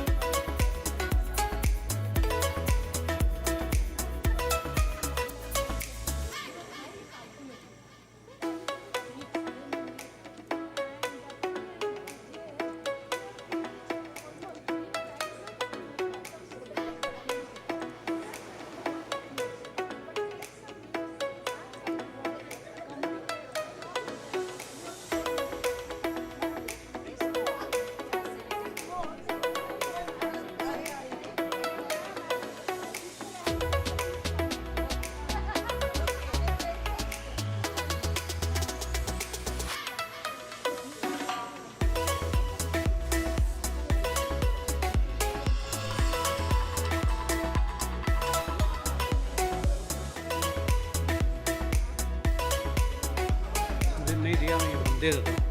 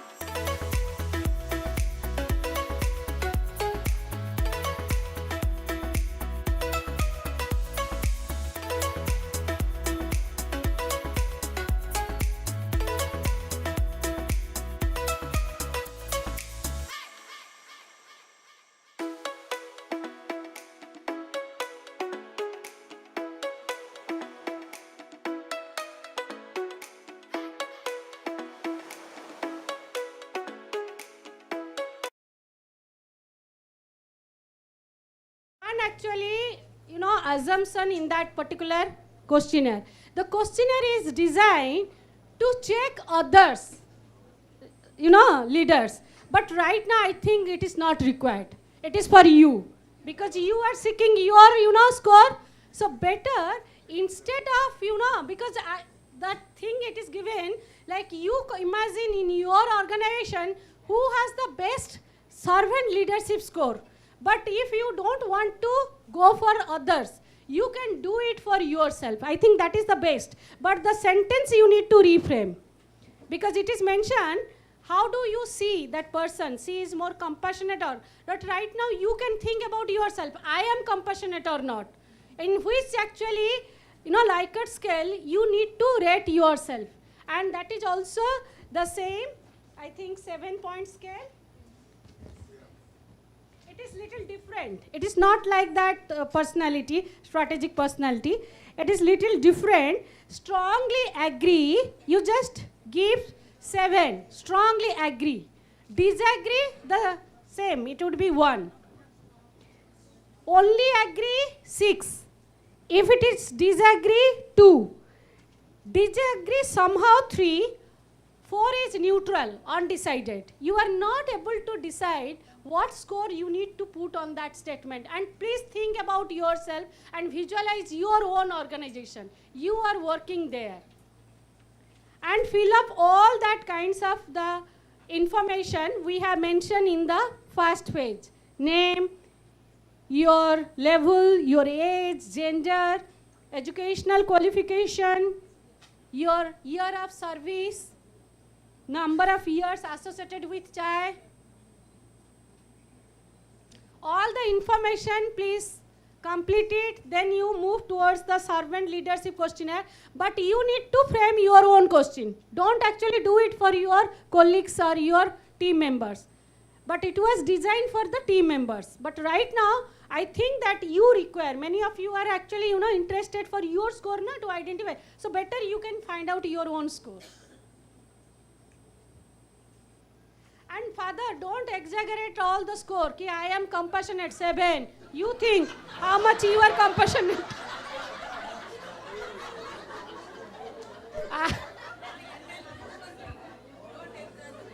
So you please be strategic, means very, very balancing, not exaggerating. Real and pragmatic picture you please give. And where these 2 fathers? Please call them.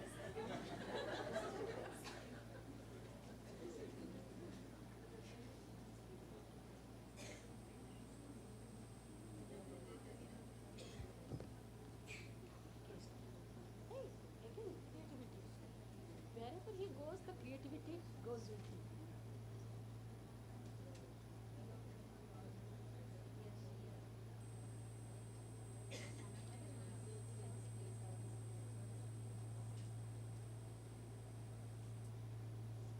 Other you need fan? Switch on the fan? I think right now AC is working. Yes, father. I was looking for you. Hey, fan tattigedalo? No, always teacher's eyes on students' behavior. Yes. And that punishment penalty will be imposed for the second one.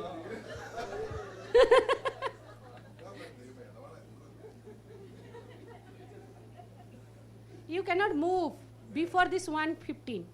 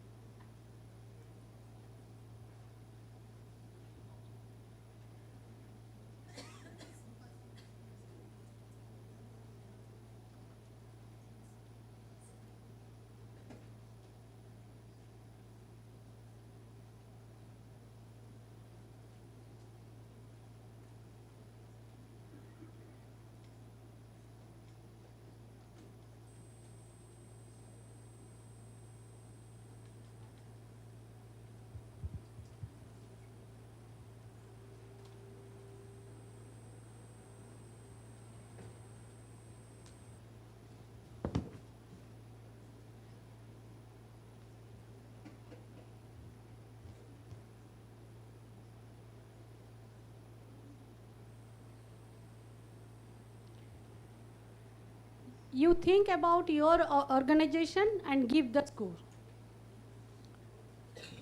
Yes.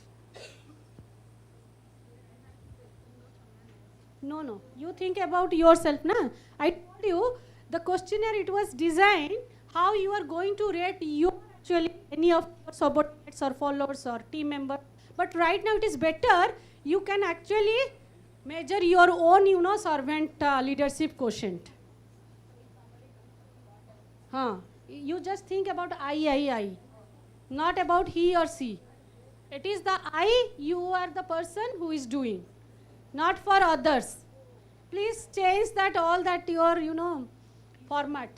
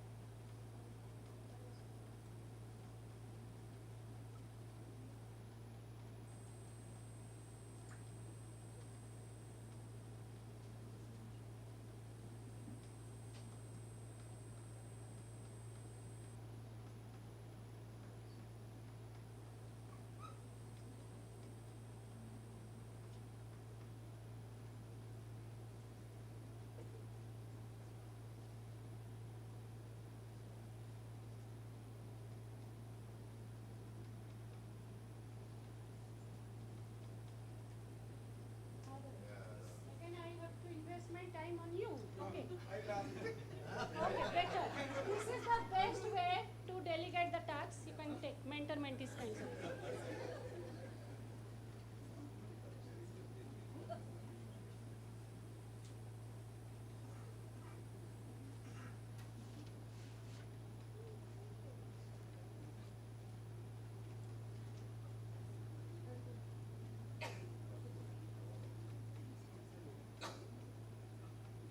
And give your true score, authentic score, your authentic card, Aadhaar card. That previous one is your DNA report.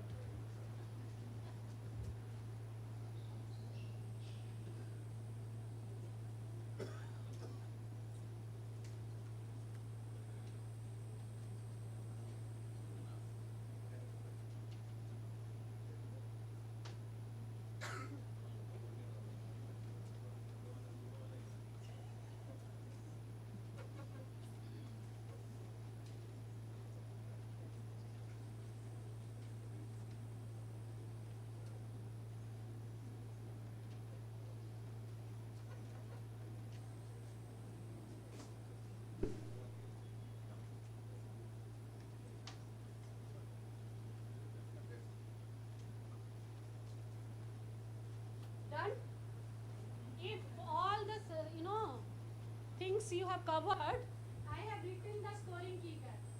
Find out all your statement 1, 8, 15, 22. Just add it. I have written scoring. 1, 8, 15, 22. 1, 8, 15, 22. Please add all the score.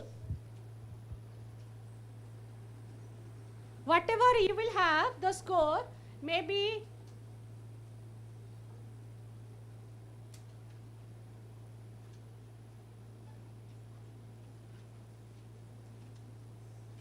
whatever your score, you can write down here.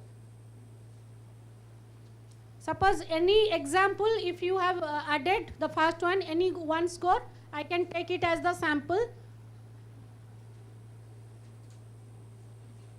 24, okay. Very good.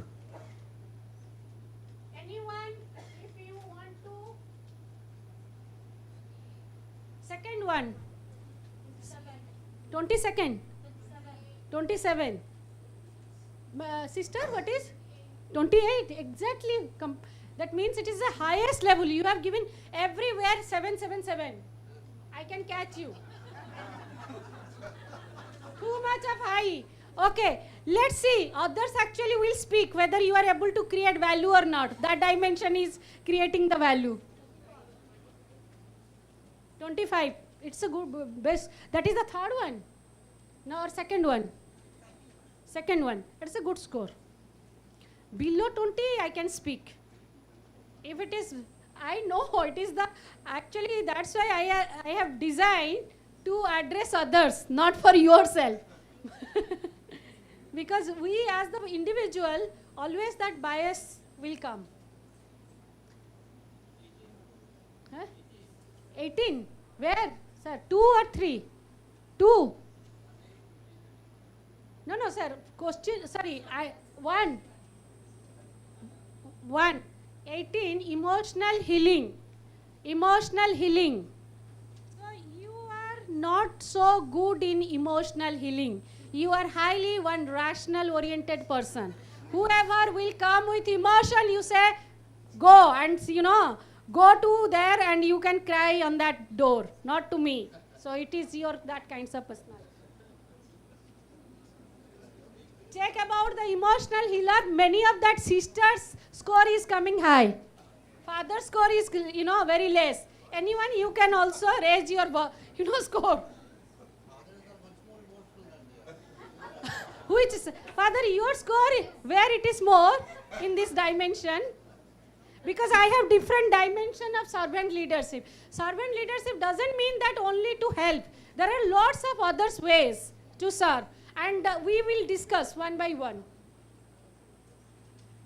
I need third, conceptual skill. Anyone, your score randomly? 24, very good, Father. It is also good, high.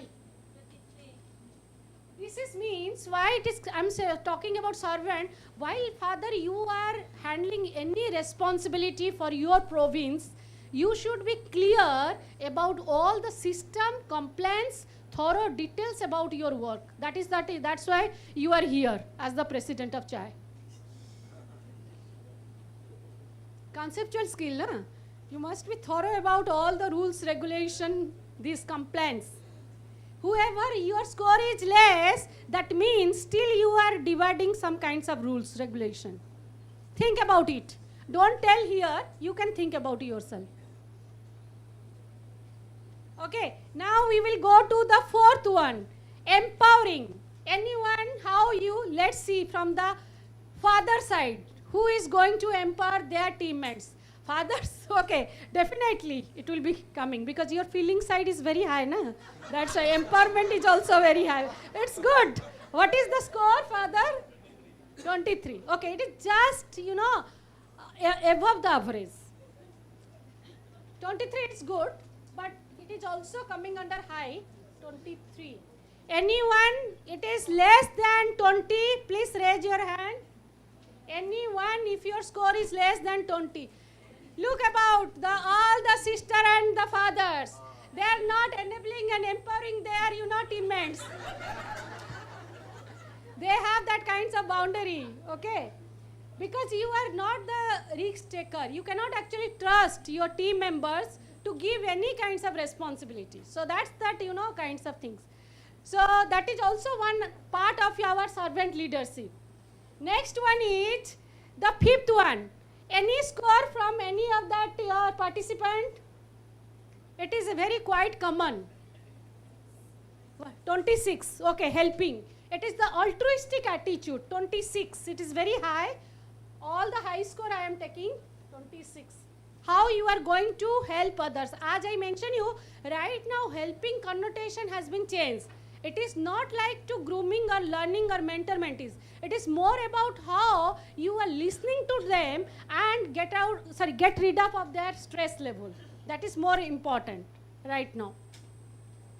This is that kinds of helping, kinds of thing. If because of me or my presence creating more stress, that means the person or the leader himself is the stress agent for that your team. You need to think. And they cannot speak all that their burnout things or stressful things with you. That means you have already created that kinds of artificial boundary with them. So you need to be very flexible and open where you can listen their voice, okay? Just break that side. Okay, next one is the sixth one. Sixth one, any number? 25, okay, very good. High, putting others first and yourself less. It is high. 23 above, wherever you are getting 23 to 28, it is a good sign for your servant leadership. You may not be scoring high in each of the segment, but which segment you are doing, that will be automatically come. Suppose if every time you are focusing on your conceptual work, means the compliance, rules, regulation, dates, events, organizing lots of things, conceptual skill will be coming out. It is very, very, evident. Then seventh, the last one, it is the philosophy of our Jesuit society, the ethics and respect. 24. Anyone, if it is less, so keep to yourself and work on it. Don't reveal here. If it is less than 20, if you think, just this is the time where you can introspect yourself or reflect where I am wrong. Why actually the score is less, why I am so rude while I am communicating. Even if I am very powerful, but why I am using my rude voice, where things can be facilitated with very small, very nice voice, isn't it, Father? So similar way, we need to think about that way where we have to communication when it comes to ethics. Okay, anyone of your, if it is more than 20, please raise your hand.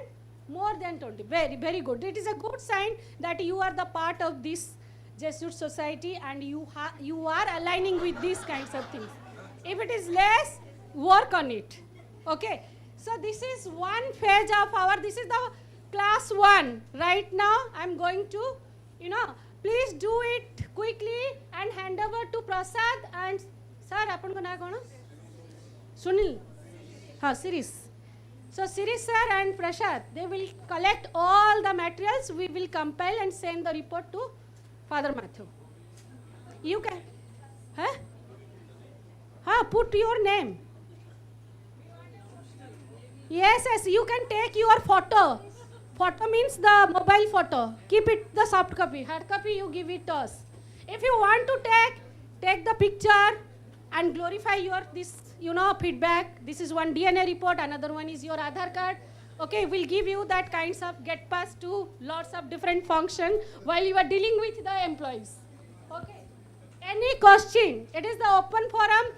For 5 minutes, we can invite question. Group. It is the chai. Chai we will give. Not for, or we can do the segregation father-sister, likewise. Like fathers, individual I am telling, na? You can take and personally you can contact me. Father, if you are suppose thinking, look, this is the intervention, you can do your own intervention because always healing with self, it is the best remedy for yourself. You can heal yourself. Don't actually take anyone's help, because we are talking about self-care. Look, wherever your score is less than 20, don't reveal to others. Otherwise, people say, "Arey, you are in this society and तुम्हारा service attitude नहीं है." So don't tell. It is your. You keep it to yourself. Okay. Even if you are giving, we will not reveal, because we will give the group report, not that individual report. Okay. So try to complete. Without completion, we will never take. Check whether it is done, then only you can collect it. Once it is done, and who are the latecomer, you can do it first. I'm treating them like the students. Father, sorry for using this word.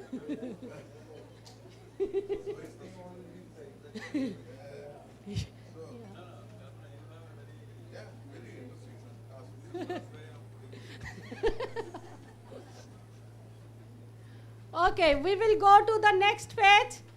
And while I'm talking about intervention below 20, which elements, it is not like that you are completely lowered servant leadership. You are.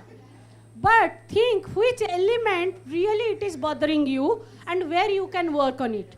Suppose emotional healing. Emotional healing means you are creating one, boundary. You cannot touch and hug someone if someone is talking some kinds of things. So what actually the boundary you need to create or break? That's more about your strategic. It is highly strategic in nature.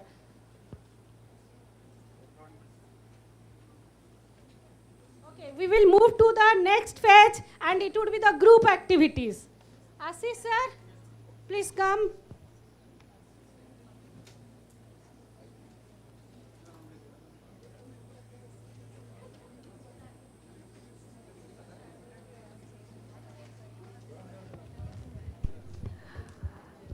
Okay, just an announcement.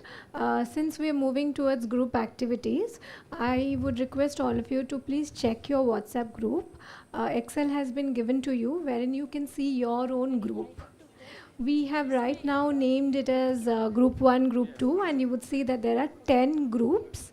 So you please see who are there in your group and you sit with your group members. Because for all the group activities that we have in this workshop, we would be following the same group. So you please find out your group members and please be with them.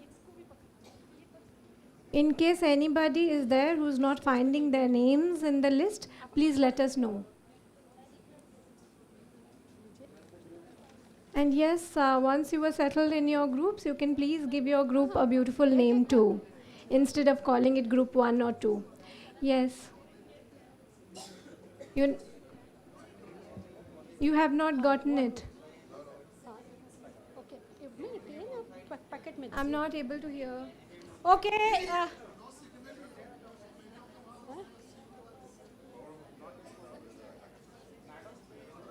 Okay, the Wi-Fi.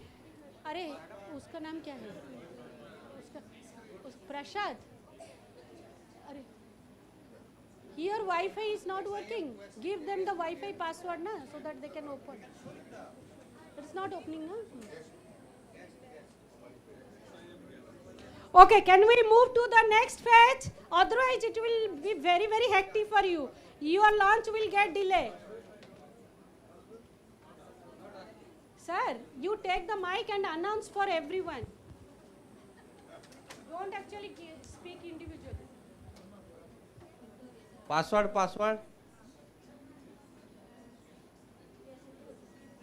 Sanjay, do you know password? Wi-Fi password. Sir, please write the password here. I don't know.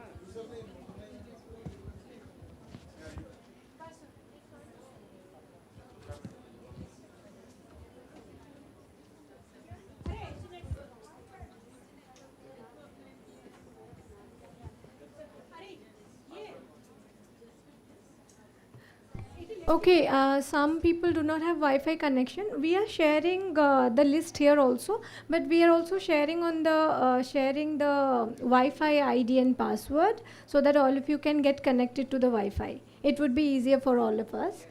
Just hold on for a minute.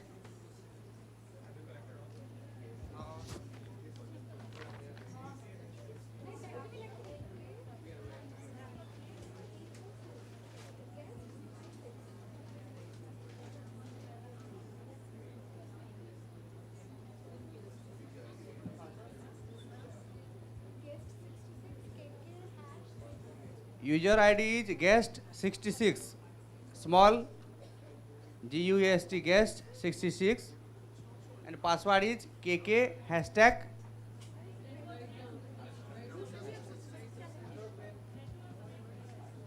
It is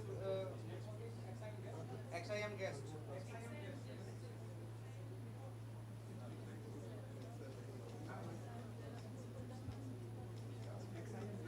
XIM guest. User ID. Guest 66 password. KK hashtag.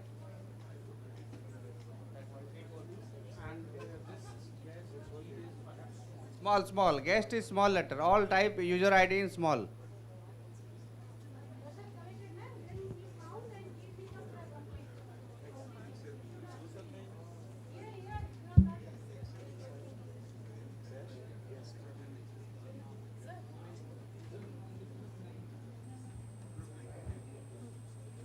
Okay. Okay, we will move to the next round. Second class, which is the strategic collaboration.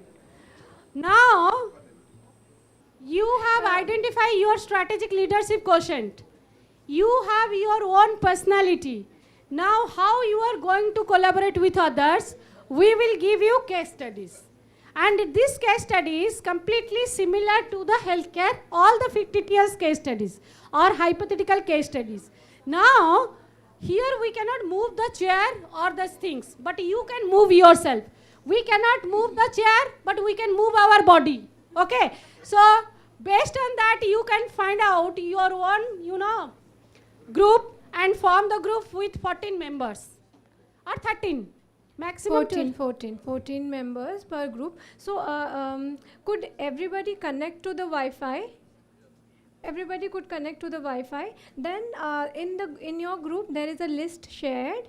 Can you please check where are you? In which group you are in? Please find your group members and please be seated with them.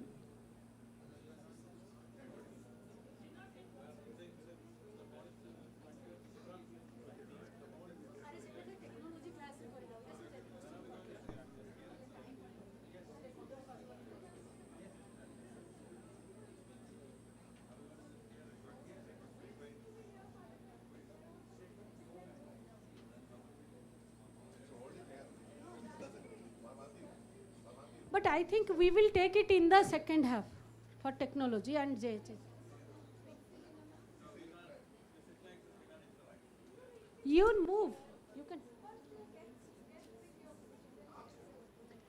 You need to move from your comfort zone and find out your team members. Please. Some ice breaking. Father, if you are not actually movable, you can be here. Oh, you are in the same group. Only thing is that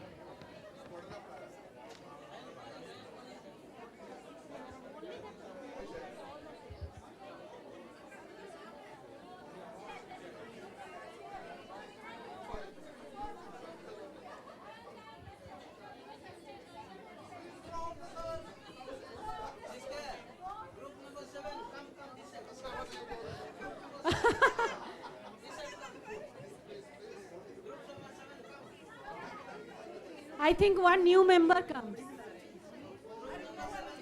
Father, you are not getting. Here also. Are Subra? Sari is also professor from Bangalore.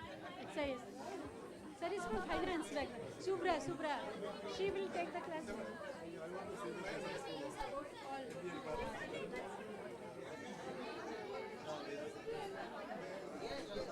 No, we have assigned.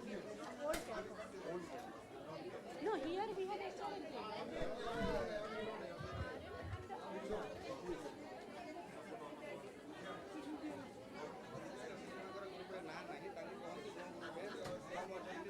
Acha, if your name is not there, where actually less people, please go and join. It is your strategic mindset. How you are going to identify the gap area and trying to freeze that gap area. Please go quickly. Otherwise, your lunch will get delayed. Sister, please sit down. If you.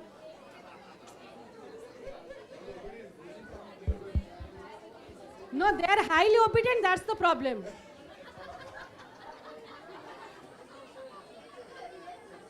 Okay, I request everyone to please settle down now. I am sure you have found your own groups. Please settle down. Yes, you have found your group? Is this your group? Please settle down. Yes. Actually, I don't know. Subra has.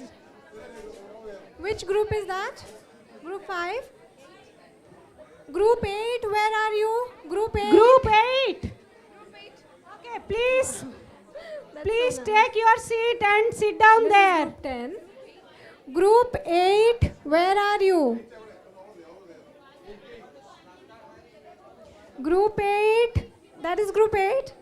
There. Oh, this is group 10? No, you cannot be 5, you should have 14. Group 10. Group 10. Group 10, please come here.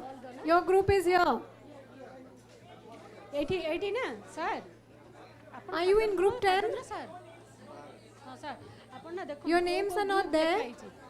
No, You can please join. Based on that, we need to give.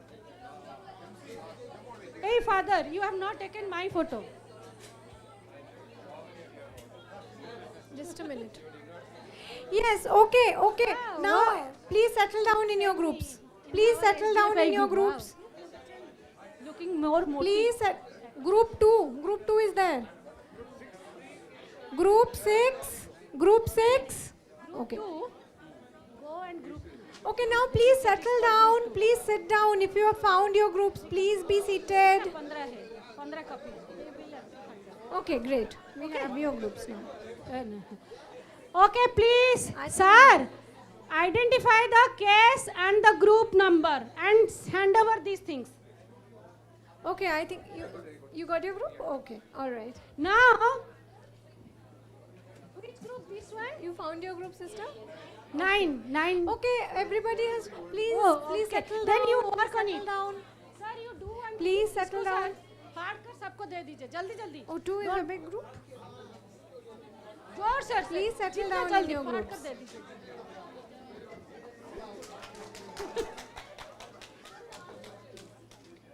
Please stay. Any one of the member come and collect your materials. 2, I think you can be Okay. here. You have only 10 minutes. Please come here. It's more space here. Please come here.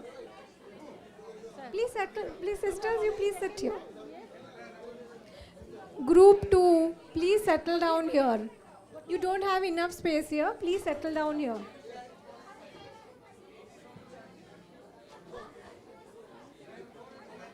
You can come here then. Please come here. Group 2, please come here. Manish, please help me to give it to someone else.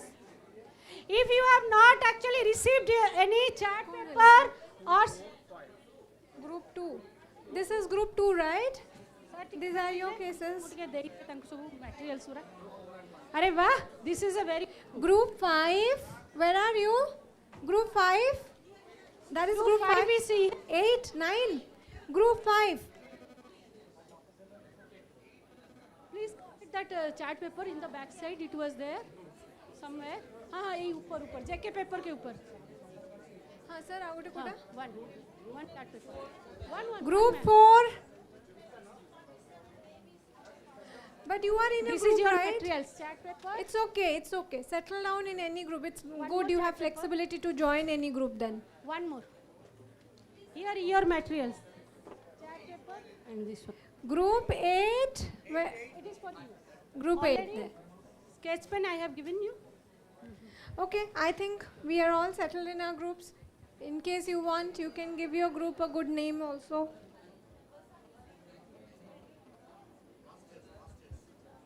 Yes, you can find it. Making Oh, all but this ma'am. list.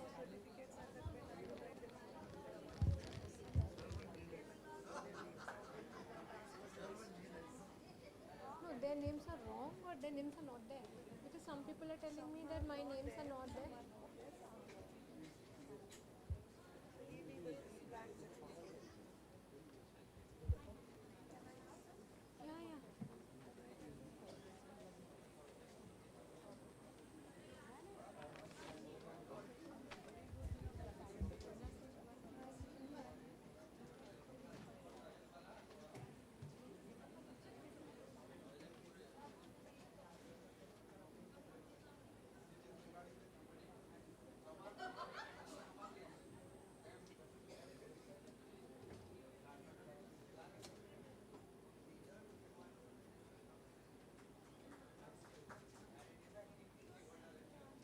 Okay, all of you received the paper and the sketch pen, please.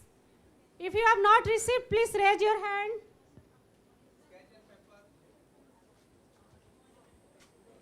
Okay, I'm sorry to disturb you during your activity, but how many participants are there whose names are not there in the list?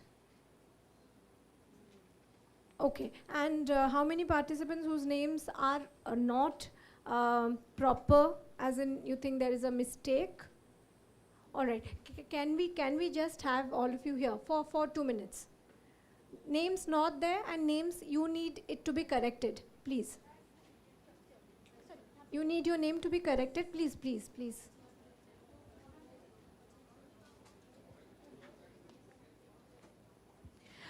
Here one case study it is given. Please go through all the copies we have given to each group. There are similar kinds of things.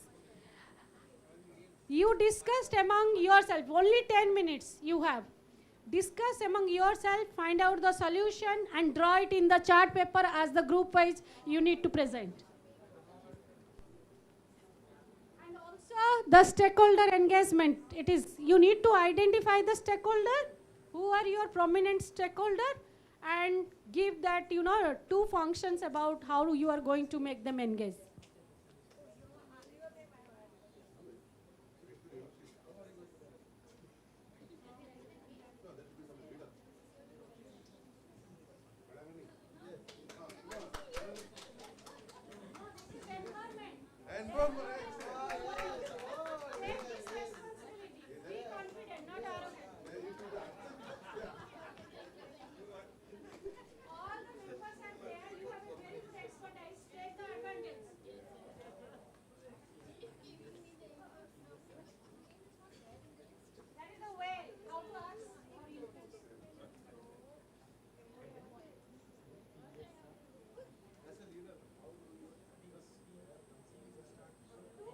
Only one focus, that trust gaining as the leader, strategic leader, and the second one is identify key stakeholder in this case, and also you need to one action plan, not more. It is only one, but it would be unique because all the cases are different. We will find out from your case study what would be the skill set of the strategic leader. But we discussed all the gap areas. Now we will come out. Think something different. Think something new. Think something which are unique in nature. You want to bring to that system. call for you to beat the system.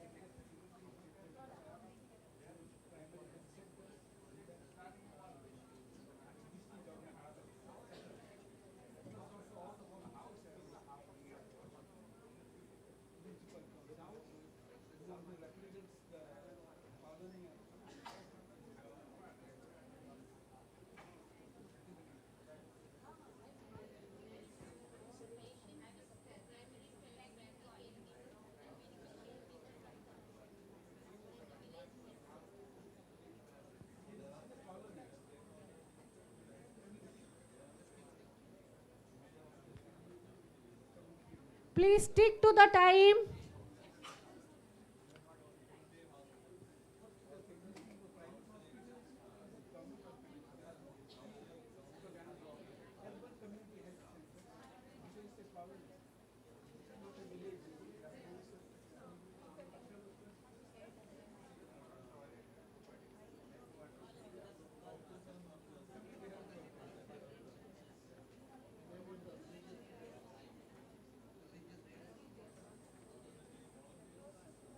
You have a very good diversity. Think, you never meet each other, so this is the time. Sheet for you need to present all those things in the sheet to present, because as the picture, diagram, solution, whatever you want to present, the creativity it is. Sticking is not possible here, but they can, stand like this and present as the group. And we can ask the other group, they can give feedback, so that, only thing, two things. All your creativity you can do on these things. Father, you are also in this group. Then why you are standing? Draw na.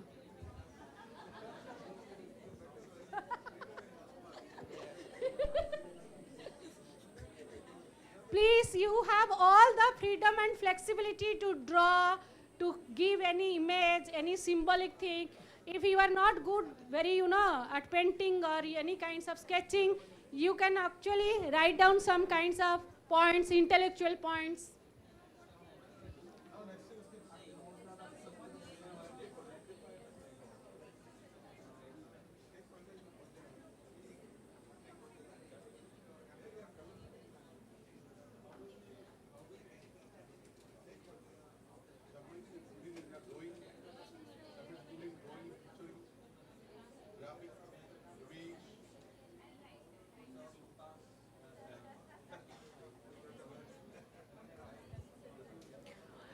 Look, we have 10 groups. So even if I will give you 5 minutes, it will be 1 hour. So it would be 1:30. Now you think how to do it. Your launch will get delayed. So that's why. Sometimes through intuition, I and S, here not sensing. It is more about intuition. How creatively you are doing.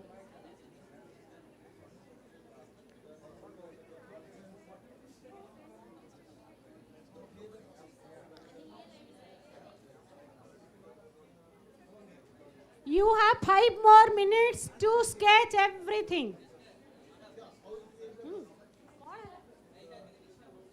Ida?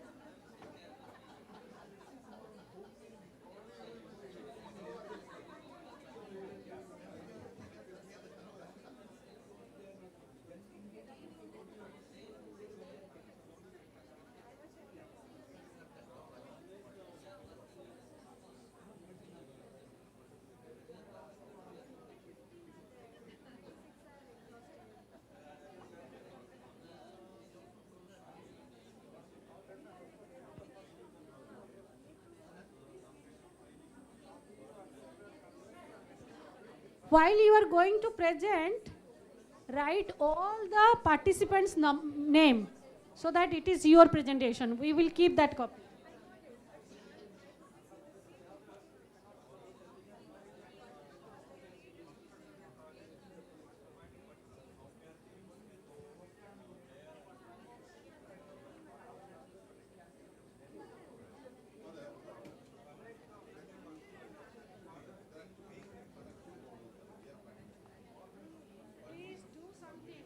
Search Google. Google will not provide you any kinds of real, things. Very less time. Only after 5 minutes you can be asked to present.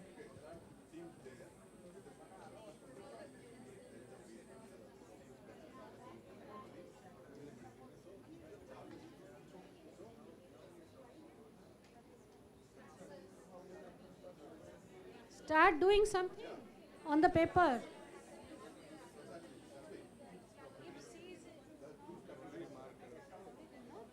You have a very good leader and a group, diverse group.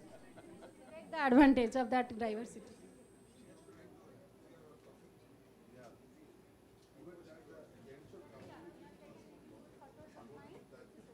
No, only you are smiling, not doing anything. Do it.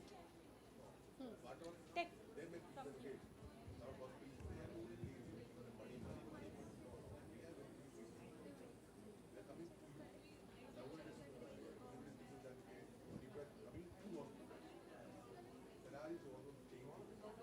I will look towards you or look towards the participants. Please, the time is very less. Do it fast.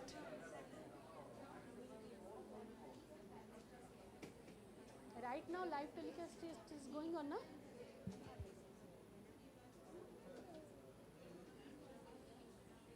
How many of them are joined? How many they are joined? तांको किसी कहदियंती sir से fill up कर मत दे दिया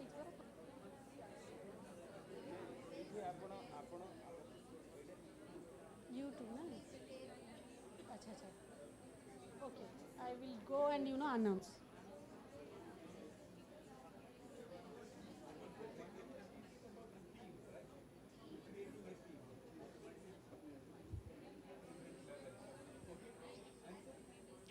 Okay, those who are on the online platform, please listen. All the papers or questionnaire, it is given to them and they should fill up, and the same questionnaire and everything after completion, give it to Manish so that we can get all the copies.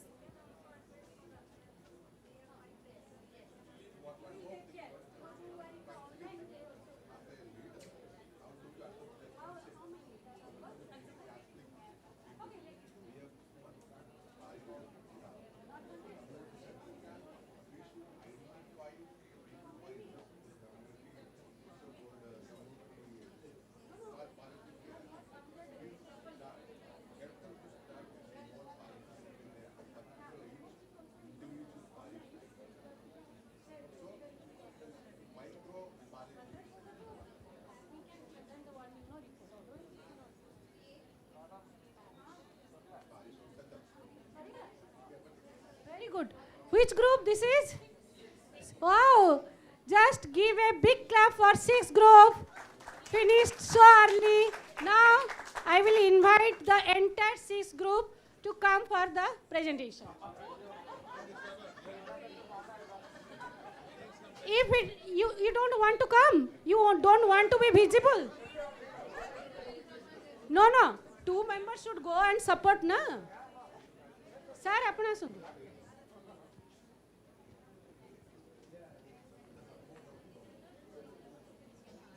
We will start, otherwise we cannot finish in time.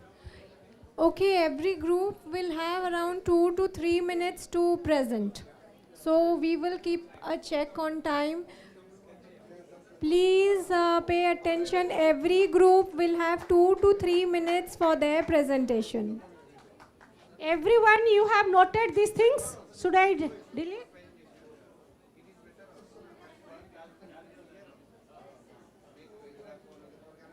Why isn't the group joining him? Please join. Group, please join. You please Let join. the group We will join. take the photo. Please, group. You It's never your know presentation. Please how join. your photo would be actually, used for advertisement, all this visibility, brand. Please come. Yes. Pares, take photo. Yes. And other members, please try to complete it so that you can give the feedback.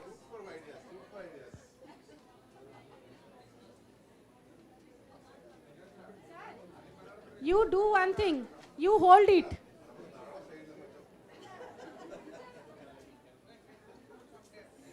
Okay, let us give some attention to group 6. All groups, please Otherwise, pay idea. some attention to group 6. Please stop it. Your time is over. Now we will go with the Time presentation. for discussion is over. Next is, what is your group number?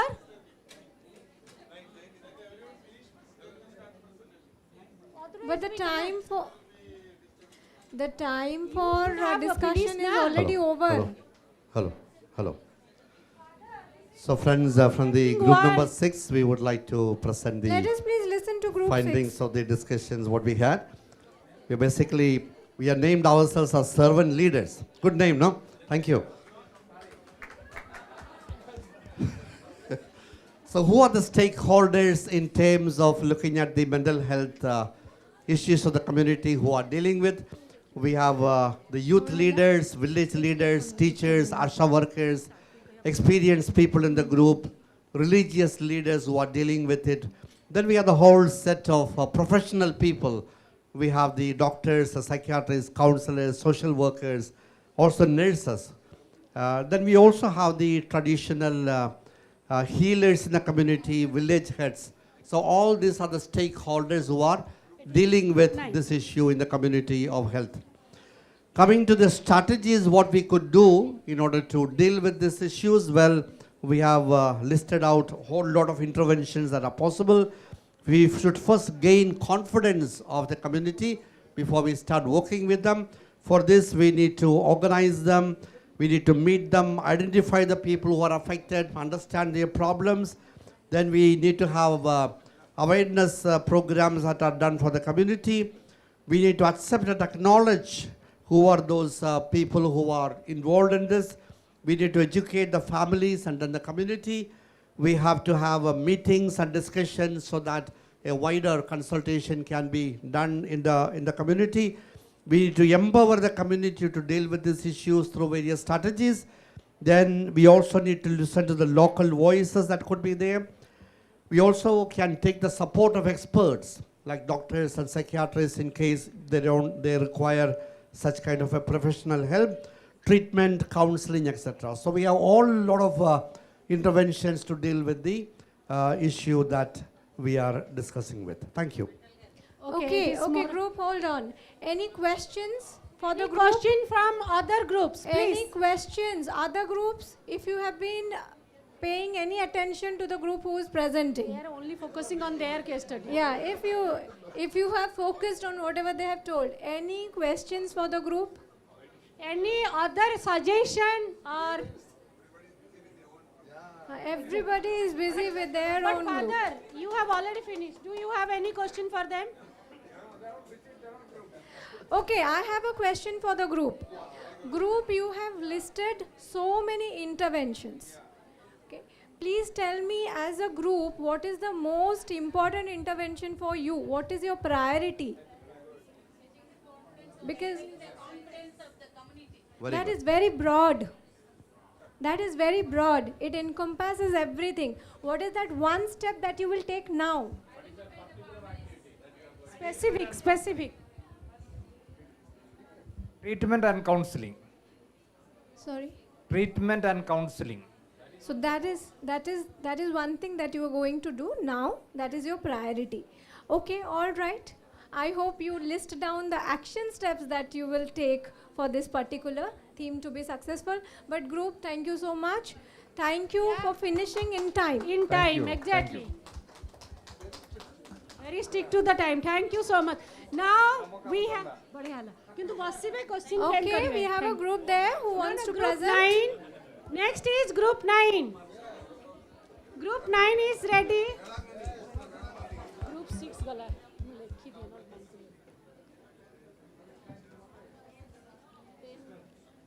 Okay, the group had a name, right?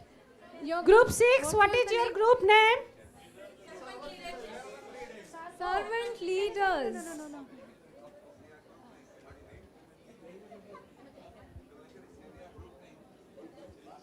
Please suggest one name. Ramani. Let the group suggest. Angels. Angels. Okay, Angels is a very good name. Okay, all groups. All groups, I request you to please stop working on your case because that time is over. This is your time to listen to other groups. You wouldn't like when you present, nobody listens. Then there is no Please meaning of finish your it. work. Please finish listen. all your case. It is only one question, that's why we have given. The two involved, which is also good. Father, you will not join? Photo will be. If your body is not permitting.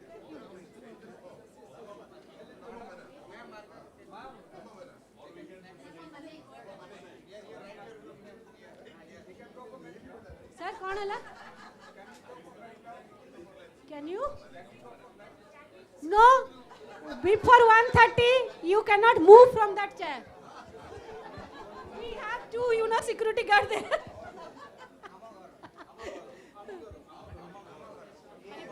ଓଡ଼ିଆରେ ଲେଖିଦେଲେ ଆମ ଘର. Wow. You know what is ଆମ ଘର? Our house.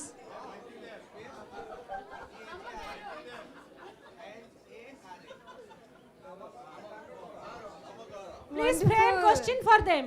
That is wonderful. Yeah, that is one learning for you. Okay, group, you have exactly 2 to 3 minutes for your presentation. Okay, please start. Okay, we are here, group number 9. Okay, everybody else, last group. Please That- pay attention. Last group's there. Group 3. Please pay attention. Time to work on your case is over. You are working on your case relentlessly, but then if nobody hears to you, what is the meaning? So please listen to the presenting group, please. Our case study is that in a village there are so many patients, chronic ill patients are there, those who are in need of palliative care. So community health workers and the home caregivers have gone for the survey and they have found out the concerns and strategies what we need to do for the patients, those who are bedridden due to illnesses. So the stakeholders whom we need to go and find out the whatever we need is that patients are the main persons, stakeholders, and family caregivers, medical caregivers, village leaders, private hospitals and government hospitals, community health workers and NGOs and religious leaders also are responsible to find out these people and give something for them. So the concerns and strategies what we have discussed are, we need to reach out the patients through home-based caregivers and the periodical time-based treatments we need to provide, and community participation, create micro-palliative centers in the villages or diocese level or all those things. Then we have to make a survey first to find out all these people. Then we need to provide them the care which is needed according to them. Can we have some silence, please?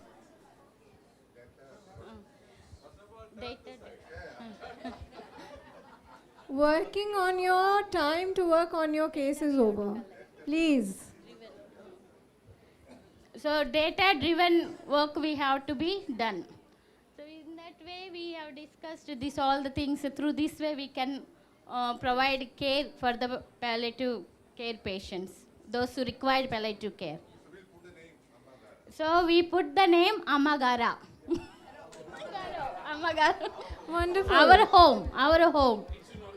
Okay. I think it is wonderful. Group, I don't have a question for you, but I'm really happy that you tried to, break it down to steps that you are actually going to take. And I really like that you aligned the name to your service. Okay? Yes, And that is the best very part of it. important. No, any other suggestion or any comments or any question for the group? 30% mark? Why? 100 plus 30.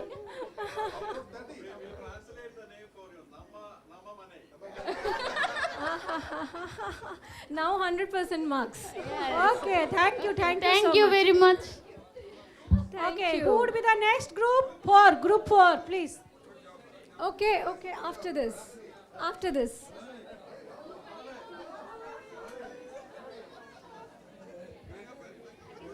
Which group is next?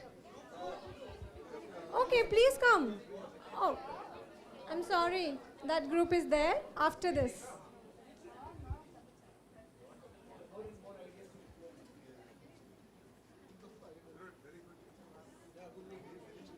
So this group is group 4.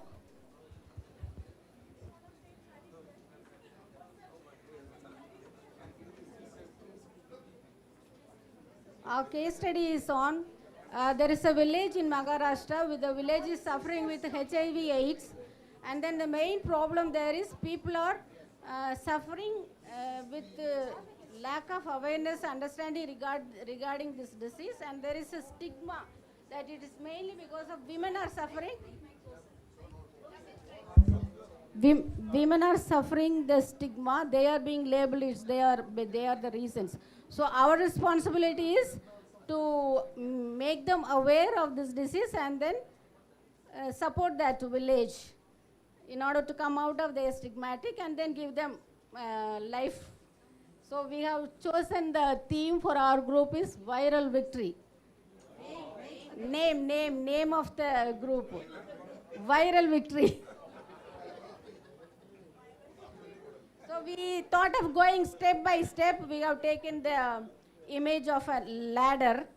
So first we will go to that village, be with them, know their condition. Even though we know earlier, we will once again spend our time knowing their problems exactly, and then listen to their problems, collect data, listen to their feelings, feel empathy for them, and then once we collect, we make them aware of this disease, especially in order to remove the stigma. We will, we will act out like a drama or a street play like that in order to make them aware that this disease is not that very, not very fearful. It can be treatable. This is stigma. In order to remove, we will work towards, and then afterwards we will approach the available resources that are there. approach the village leaders, doctors who are available, the non-governmental organizations that will help us, and then government organizations also, and then make them aware of the possible resources like treatment in order to improve their health. There are many things the government is doing. All that will make them aware, and then we will collaborate with these leaders, the non-governmental organizations, with our own plans with the NGOs in order to achieve our goal, and then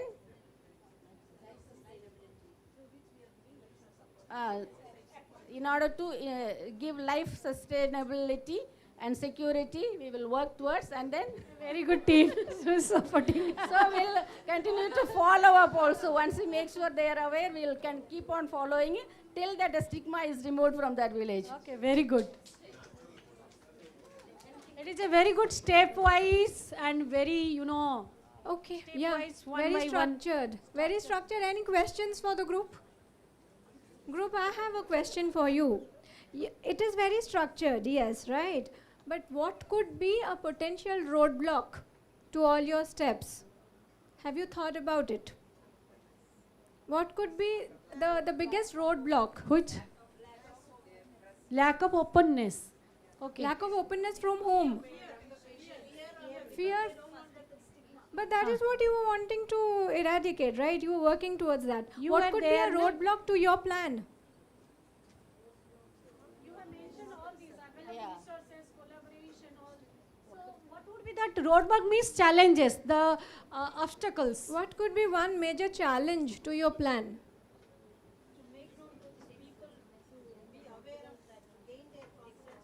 Yeah, it is long-term plan. It cannot be done in a short term. So in order to remove that stigma, it is All right. But my question was only because when you are making your plan, we all need to know this. We also should be ready for a backup plan, for an exit plan. Okay. So our plan is good, but we can never say that our plan is going to work full-fledged. So what is our exit plan? What is our backup plan? As many backups you have, as strong is your plan. So group, thank you for a very, Thank you very very much. structured planning, and that is why this question. Thank you so much. And this is called proactiveness and securing your spot. Here, Please. one question from Sister Helen. Oh, sorry, for that group? What you're telling, the backup plan that you're trying to tell us, isn't it? So we are hoping that this will work. Then how can we make the backup plan? Alternative. Because you must think of contingencies. Okay. You are hoping that your plan would work, but your plan might not work, plan B might work. So you Okay. should be ready with all Alternatives. Okay. planning must include a plan B, for your plan B. plan not working. Otherwise, if it is failure, you must have certain. Always remember, planning, a good planning includes a plan when your plan doesn't work. So you should be ready for it.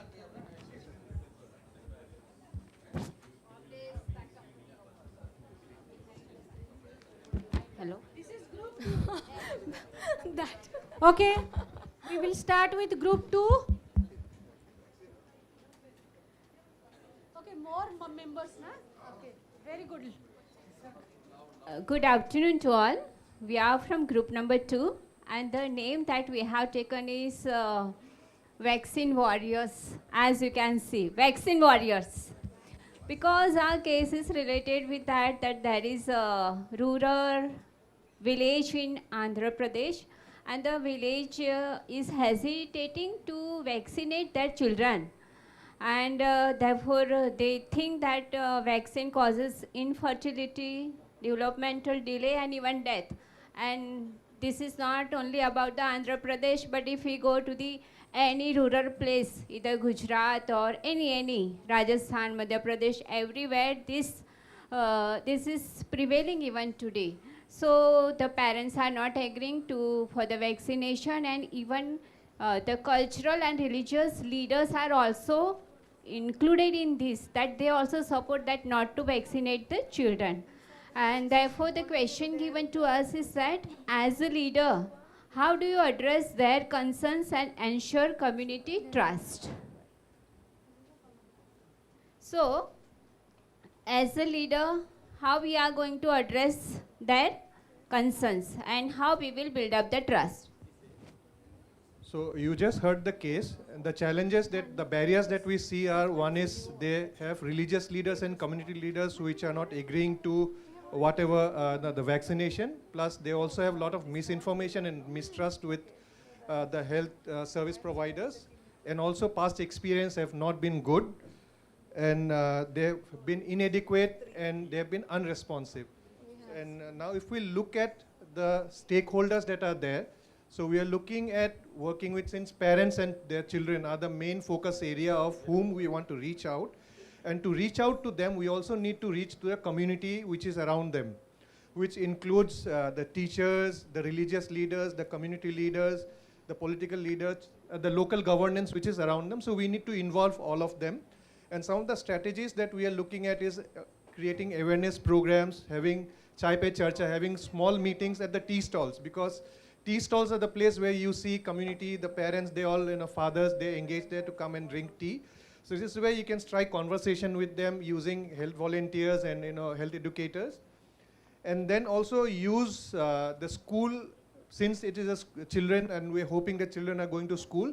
So there will be parent-teacher meetings and all. So we can use those platforms and use the school teachers also to educate them, and also reach out to community leaders and religious leaders, first to bust all the myths, what all they have, create awareness among them, and then use them and the platforms that they have, because these are all established and secured platforms. Because any information, given out from a pedestal of a religious leader is always accepted in the community. And also when we see any political rally or any community festival happens, and if we use the leaders to impart knowledge, this also is taken well by the community. So we will be using all those. But it's also, like as you said, the challenge is first to convince them. That's where we'll need a high level advocacy along with them to create a conversation with them and to make them understand what is the importance. And also, since they have past experience of, they've seen maybe some bad experiences, but we also want to include testimonies of people who have had vaccination, children who are safe and healthy because of the vaccination. So we want to use those parents and the children and people who have been engaged in this whole work to give positive messaging. And we also want to use, and also we want to organize town hall meetings to understand the challenges, the health challenges and issues that they have in the community, and advocate and take their request and advocate with the local governance to see what can be done to meet their the unresponsiveness and inadequacy of the health issues that they are facing. So these are some of the ways that we could think of. And some of the challenges that we see is convincing the leaders and all are quite difficult. So we'll have to work really hard on that. Okay, very good, very good. Any question from the group side? Any question? My God. Okay, I think you have covered very, organized way, all those kinds of presentations. And we will move for any, okay, question. Media awareness. Okay, they have not mentioned the media aspect. Sorry. We had put. We also will be using social media and local news channels to create awareness as well. Yes, sister, please. Yeah, the local news channels, the local news channels are the places where, because we are talking about local communities, rural communities, there also, what they watch most is local news channels, the local language news channels. So we will be using them, and like ma'am is always there in news channels and interacting with public. We'll also, we said, we were told that you come in news channels and you speak, in media you speak. Yeah, in the introduction we were told. So we will use someone like that also to bust myths and create awareness in the community. Now, what I meant is during the expert. antenatal period, the parents are also, even the doctors only convince them, no? So antenatal period awareness also to be given during that, and that's all. Thank you so much for that. Okay, next thank group. Thank you so much. I don't have a question, but I have a compliment. It was very well done, the presentation. What I really like is you leveraged on or tried to leverage on the community sentiments, which is extremely important in a country like India, because we are a culture who is high context and relationship based and indirect communication. Had we been in Norway or maybe Switzerland or Sweden, things would have been very different. But anyways, we are in India. So Okay, thank you so much. Next. Okay, next group 3.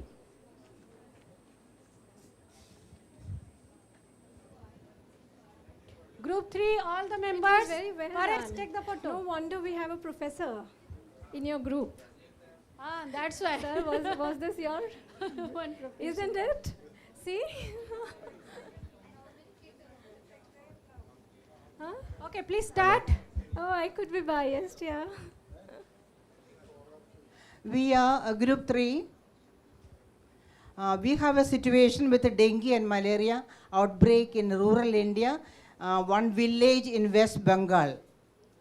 A stagnant water problem, lack of sanitation, 150 individuals already affected by dengue and malaria.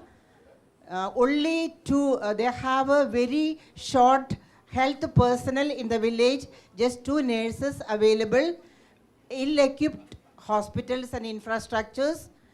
District hospital is 30 kilometers away, and the new 2 nurses are unable to manage what is happening. Community response has been hampered by the lack of awareness and knowledge and resources. So this is the situation. Local authorities have acknowledged the severity of the outbreak, but are constrained by limited resources and infrastructure. So this is our problem, and this can be a problem in any part of India, especially northern part of India. So as a group, our group name is Spark. Spark.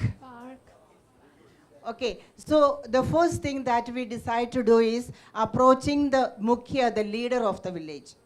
And then through the leader of the village, we try to get the help of all village leaders. So the 2 nurses, they would approach the village leader and also the village leaders. Then they organize a health team so that they can assess the situation that is happening in the village and also try to get a data. Okay, so as far as possible, we will include all ASHA workers and the health leaders and the youth workers of the village. Okay, so we have assessed the situation, we have collected the data, then the next most important program in this situation is awareness program, because there is a lot of problem in the village because of the lack of awareness. So, excuse me. We proceed towards awareness program among the people with the help of all these leaders, and we give sufficient teaching and demonstrations regarding sanitation and keeping the whole village clean and how to manage the situation that is happening at present in the village. Okay, so we take steps towards sanitation and prevention of water logging. These are the 2 main problems. So that is what we are going to confront from house to house and place to place in the village. Then we will deal with the prevention. Prevention is done maybe by using mosquito nets and also cleanliness, prevention of water logging, and people keeping themselves clean and understanding how to manage the simple situations in the village. So that prevention we will take with the teachings and with the demonstrations. Then using mosquito net will be one of the most important strategies we will be following. Then periodically we will have evaluation. The nurses, with the help of the leaders, we will be evaluating the situation in the village, and as far as possible, the people themselves will take the leadership and try to improve their situation in the village. Our stakeholders will be the village head, the village leaders, the health professionals, youth leaders, and ASHA workers. So these are the present situation that we maybe try to do to prevent problems in the village in the West Bengal. Anything else you want to add, or you want to add, please, from my group? Anything? I think it was wonderful. Also, we approached some voluntary workers. They have contributed some mosquito nets, and also the local bodies helped us to fogging. So we mosquito nets for mosquitoes, dengue and malaria. No, but that area it was not available because of these things. So we made it arrange for people. Then also fogging. We arranged the local bodies to have periodical fogging that will kill, and also some kerosene oil for the waterlogging area. Okay, very good. So those we arranged. You have done, I think, the holistic approach about this, your spark. Okay, so we will move to the next group. Thank you.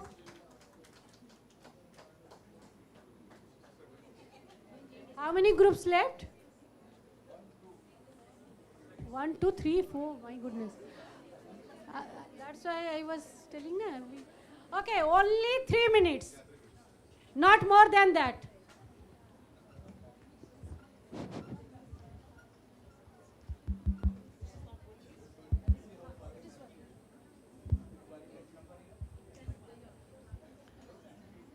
It is group 10. Please. Good afternoon. This poster itself is self-explanatory, okay?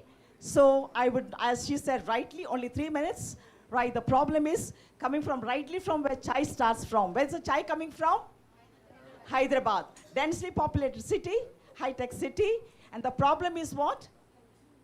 Geriatric care, home-based, terrible. It is catching up to all of us, all our communities. Very serious problem, all right? So this is it. So we have here, and the group that is, we are the bridge builders, gapping, okay? So we are the group is bridge builders here. So this is elderly residents who lack health care in this densely populated city in Hyderabad. And what is happening? There is an NGO trying to help them best way possible.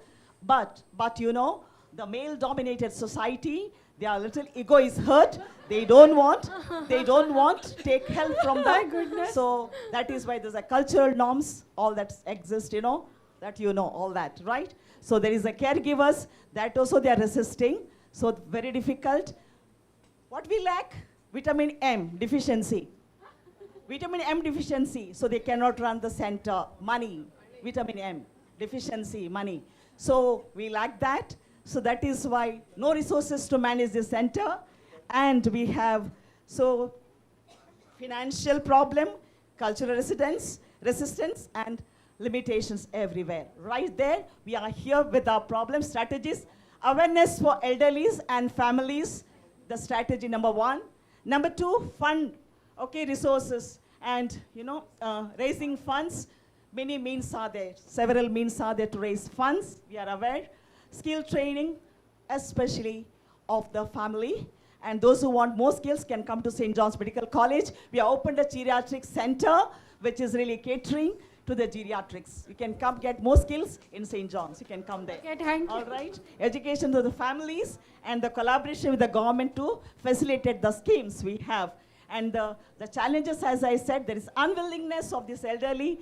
Skill gap is there, system that lacks data. So we also, since one of the theme of this is technology, AI, so we will also get the help from the AI tool platforms to, you know, get more solutions. And then we facilitate the volunteers. And all this strategy will follow some kind of activity which will involve all of us who are sitting in this seminar hall. And all of us, all the leaders, all the stakeholders, church, non-church, government, everybody to move forward, because this is touching to everybody who are right now crossing 60, aging gracefully. So let us plan well our future. Thank you. Wonderful, wonderful. I cannot comment on the presentation because I have just fallen in love with the presenter. And she was so distracting. I couldn't focus on the presentation. But I love the presenter. Even if that picturization about the kinds of aged per person, it symbolizes very well. Yeah. Okay, thank you. I think we don't have any question. Wonderful. We will move to the next group.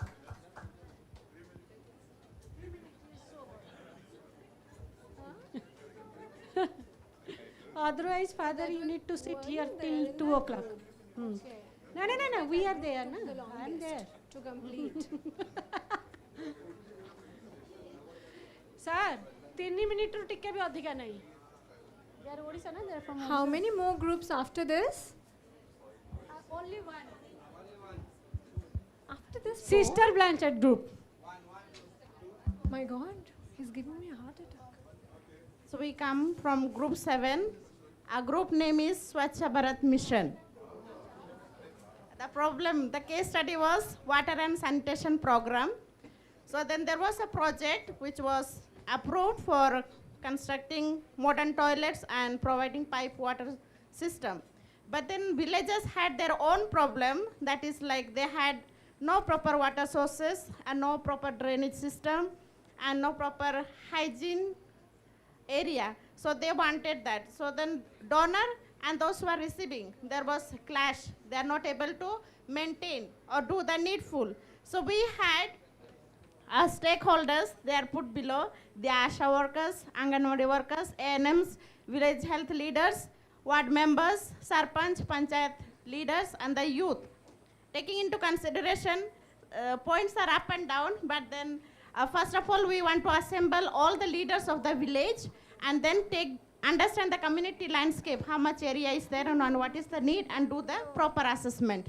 After that, we mobilize the people to approach the government officials and get the proper water and sanitation facility at first. Then we promote, involve the community from the very beginning, whatever plan we do, and then we promote our local capacity and employment. The village people should work. And then at the last point, we have to be transparent and accountable whatever we do. Okay, thank you. You are in time. Completely within 2.5 minutes you have completed. Okay, any suggestion or any comments from the group? Okay, tell us that in this particular, that your project, what is the most important challenge for you? And you know that is the first, and you can give it so many stakeholders. So who is the primary stakeholder for you? So we have taken the stakeholder as a stakeholders, NHM staff, ICDS staff, PRI members. No, and whom you think the first primary, where first the impact is very So high. village people, village leaders. Okay, community. Okay, community. Okay, thank you so much. Group, thank you. Next group? I think one more is. Is there one more group who's wanting to present? Okay. Okay, Father, please. This is group 5 and that is? Group 8. And so that's the last group. It is there. 4 is also there? They have not presented? Father, Oh God, this is very that common. heart attack was They real. are not vocal and expressive to others. Just think about this is one gray area where they need to come out. Okay. It's not like someone is dragging you. Go on. But that is okay, isn't it? That is we were 20 minutes late in the beginning. That's okay. Okay, please continue. Good afternoon, friends. First of all, thanks to Kalpana Madam and the team behind for having given us this space to present the fruits of our discussions. The name of our group is Manna because the issue that we are dealing with is malnutrition. So the manna from heaven could solve all malnutritional issues of the Israelites during their exodus. So as I mentioned first, the issue that we face is the malnutrition existing in a village. So there comes a foreign agency to fund, and they say they will fund only to provide ready-to-use therapeutic foods to the villagers. But the villagers there object. They say they want clean water, enhance their maternal nutrition, promote local food production through kitchen gardens. So there exists a problem that is called malnutrition, and there comes different solutions, but among solutions there exists a kind of difference. That is the issue. So we have made a good discussion in our group, and Father Sijo would provide the suggestions. Before providing the suggestions, we want to make a statement. When I gave them food, they called me a saint. But when I asked, Why you have no food? They called me a revolutionary. Listening to these solutions, you will become revolutionary leaders. Thank you, Father Shine. As a group, we found that the donor agency giving the food as well as other nutrition aspects, but the community need was something different. And we found the active leadership was lacking there, then joint planning was lacking, need assessment, local authority concern, co-funding, health promotional activities for the improvement and prevention of malnutrition. And the key stakeholders that we found was the donor agency, the children who were under malnutrition, program implementation committee, village leaders, local people and authorities, youth leaders, external organization, community members, healthcare providers, and link with other NGOs and project team. And also the key takeaway for this case study, from this case study that we found is, successfully addressing the concern turns to a potential conflict into a collaborative project improvement, strengthening the relationship with the community and demonstrating effective risk management to the donor. And in this regard, there is also another question which was given to us, that is, outline your engagement strategies with them, with the communities. I think community, yes. And for that, we found that joint planning, need-based assessment, multi-phase intervention, sustainable solution, and awareness programs. These we found that through this, the case study or the takeaways also we could add to this. And with that, we conclude. And as Father already mentioned, our program name, Manna, as he said, we can be a revolutionarist, we can be a saint also. Added to that, we also talked about, if as a community helper, we also need to think about, if you give a fish to a man, he will have food only one day. If you teach them how to fish, he will have food for every day. So that is what we are called. Very good. It's a very good long-term sustainable strategy you have presented through this, your presentation. Any question from the group?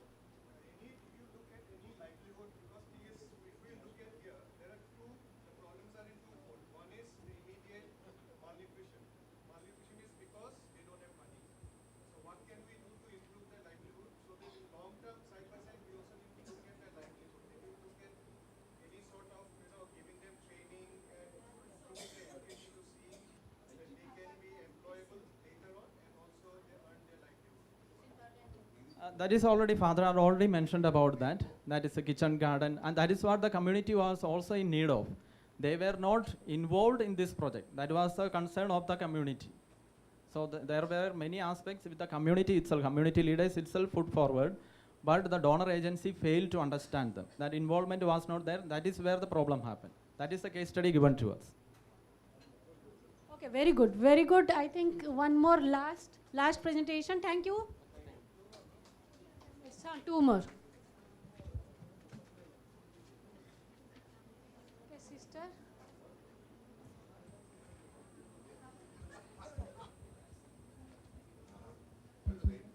This is 8, na? 8 group.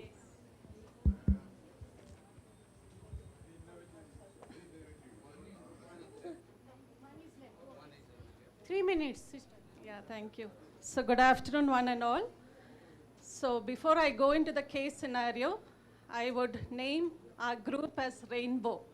It represents both us, the caretakers, the community that we are going to dwell in, because I will read the case scenario to you.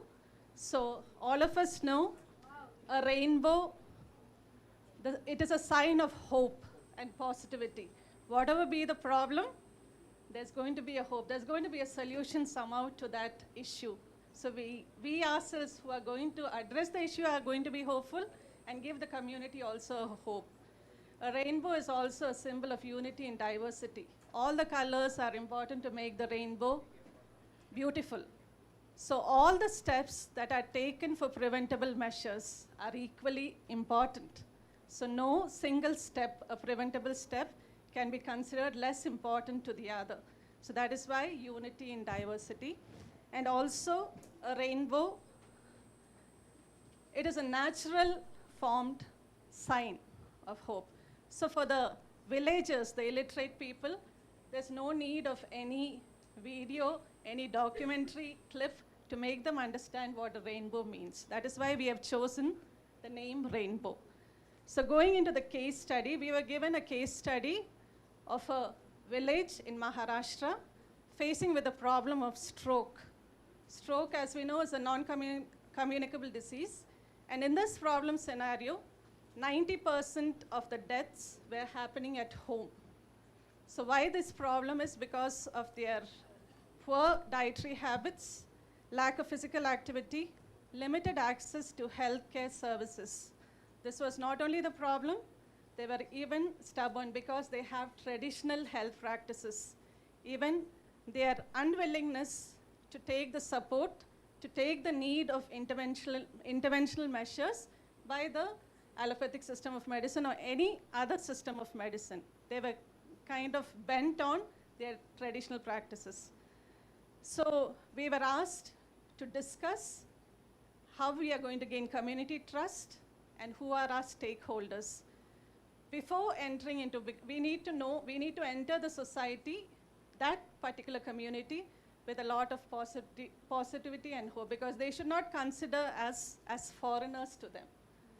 Most of us working in the rural and tribal areas in my group will definitely, they will vouch with me that if we gain community trust, it is possible to bring in the change. So we consider the stakeholders. Our first stakeholder to be the villagers themselves. Then the next stakeholder will be our village leaders, like the village leaders. Then we have traditional healers among themselves. We need to win their confidence. We also have post-recovered patients, those who have come to us, those who have been healed of the stroke. So they would be good witnesses for our interventional measures. Frontline health workers like ANMs, ASHA workers, we have PRI, and religious leaders, be it of any religion, a priest, a mullah, or a temple pujari. Whoever it is, those religious leaders. We notice that there are two dimensions to the problem. One is awareness creation, and the next is diagnostic and intervention. So our group has decided to stick on to the awareness, because unless awareness is created, we cannot. You have last 1 minute. Yeah. So the activities planned. How we are going to engage the stakeholders is personal and collective awareness sessions in their own language. So it can be, we make use of their own staff or their own, like those who are literate to a certain extent, where they can play role plays. We will have interesting video clips. We will have wall paintings. So to make them aware that traditional system is not the only way how to address stroke. There are other ways. We don't disrupt, we don't disappoint their practices. We encourage their practices, but we teach them to blend with the modern forms of medicine. Anything my group wants to say? Okay, it's over or still it is there? Okay, very good. It is one incremental kinds of process, how you are going to diagnose that, the problem at the grassroots level, and you are taking a very, incremental step how to address all those things. Any question from the group? Okay, thank you. Thank you. Please submit. The last group, group 4? Group number 1 in the last. Oh my God.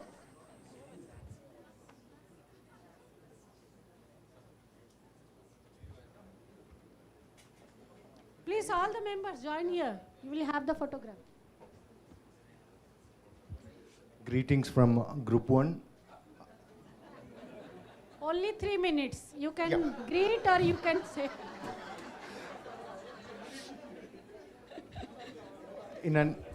Okay. We call our group as Jeevan Rekha. That's Lifeline, translate into Lifeline. And in an imaginative district, we have a falling healthcare indicators due to human resource differences or problems. That was number of vacant positions, people are moving, and people are burned out. So we adopt a strategy called the hub and spoke method. Why? Because as it is a district, we need to monitor and analyze the progress of the project, how it is going to, how we are going to achieve our objectives. That's why we adopt hub and spoke model. Then talking with that, we need to get people around our concept, so that we need to have meetings.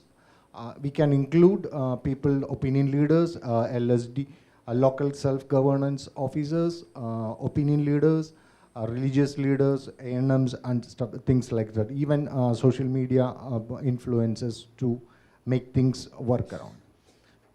Once we are on that, then we can mobilize community motivation or community trust, and we can get the help from nursing trainees, ANMs, retired nurses to get, to volunteer things. For that, we need a community trust and participative initiative, which we can generate by engaging the other people. Or even we can try to get adoptions or funding or support from international agencies, as our healthcare indicate, especially in the child and maternity health is falling. Then we have a collaboration with private hospitals where we can give vaccines or maternal health advices in that, and as a district administration, they can instruct private hospitals to monitor and report back. So effectively, we can monitor the growth and development of our health indicator targets. So within 6 months, by this, we will be able to develop community trust, retain staff, achieve the target, and that too within the budget, and participatory management in achieving a community problem due to lack of human resources, which most of the CHAI hospitals are facing, and hopefully most of the people will be, or the organizations will be, doing or adopting these strategies. Thank you, and time for questions. Very good, very good, very good. So any question from the group? No, so I have one question while you are presenting. Lots of challenges you have mentioned. You just pick up one challenge which you think that rightly you can work on it. Staff migration will be the main thing. Why? Because that's a vicious cycle. Once the government is not occupying or not not appointing enough people, then those who are left in the system they have only two options. One is to drop down, or other is to overwork. Overwork lead to burnout, stress, and eventually they will again going back to that vicious cycle. Okay, okay, thank you so much. I think we are able to complete within that time framework. So well done. Please. So in this strategic leadership, we have discussed how we can be the strategic decision maker, as well as also we have discussed like how we are going to engage with our stakeholder. And in that process, you have already identified in that activity who are your primary and secondary stakeholder, with whom you can invest your energy or that time, your communication, your emotion with them, so that your impact will be very high. So in next class, I think we will discuss more how technology also is one of that enabling factor to make you more engagement. Okay, thank you. Now we have that lunch break. I think, sir, 2:30 we will join. We are deeply grateful to you, Dr. Kalpana, for your enriching session. The way you made the session interactive, practical, and engaging has left us both inspired and encouraged. Your valuable insights will surely guide us in strengthening our mission with greater clarity and purpose. Now, may I request Father Binu Kunnat, Vice President of National Board of CHAI, to honor Dr. Kalpana with a shawl and a memento for this exemplary session.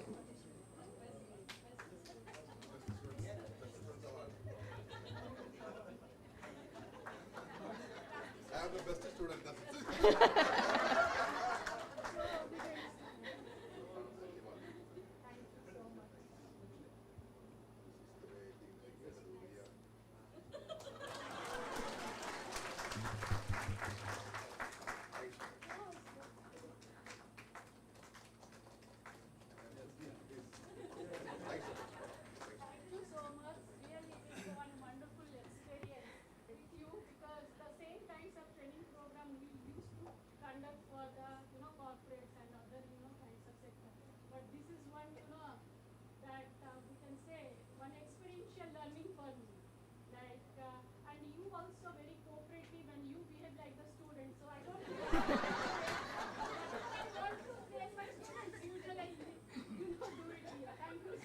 Thank you, Mom. Thank you.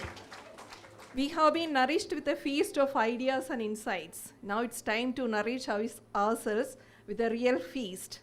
Let's now break for the lunch. Now, after the lunch, for the lunch, you may move towards the dining hall at IC2 building and please return by 2:15 p.m. Now, there are some announcements. There is a Google survey form which is sent to the AGBM WhatsApp group. You are requested to fill it as early as possible if you need any travel assistance for your return journey to reach the airport or railway stations. Members from Kerala region are requested to stay back outside the hall for a photo session. Thank you.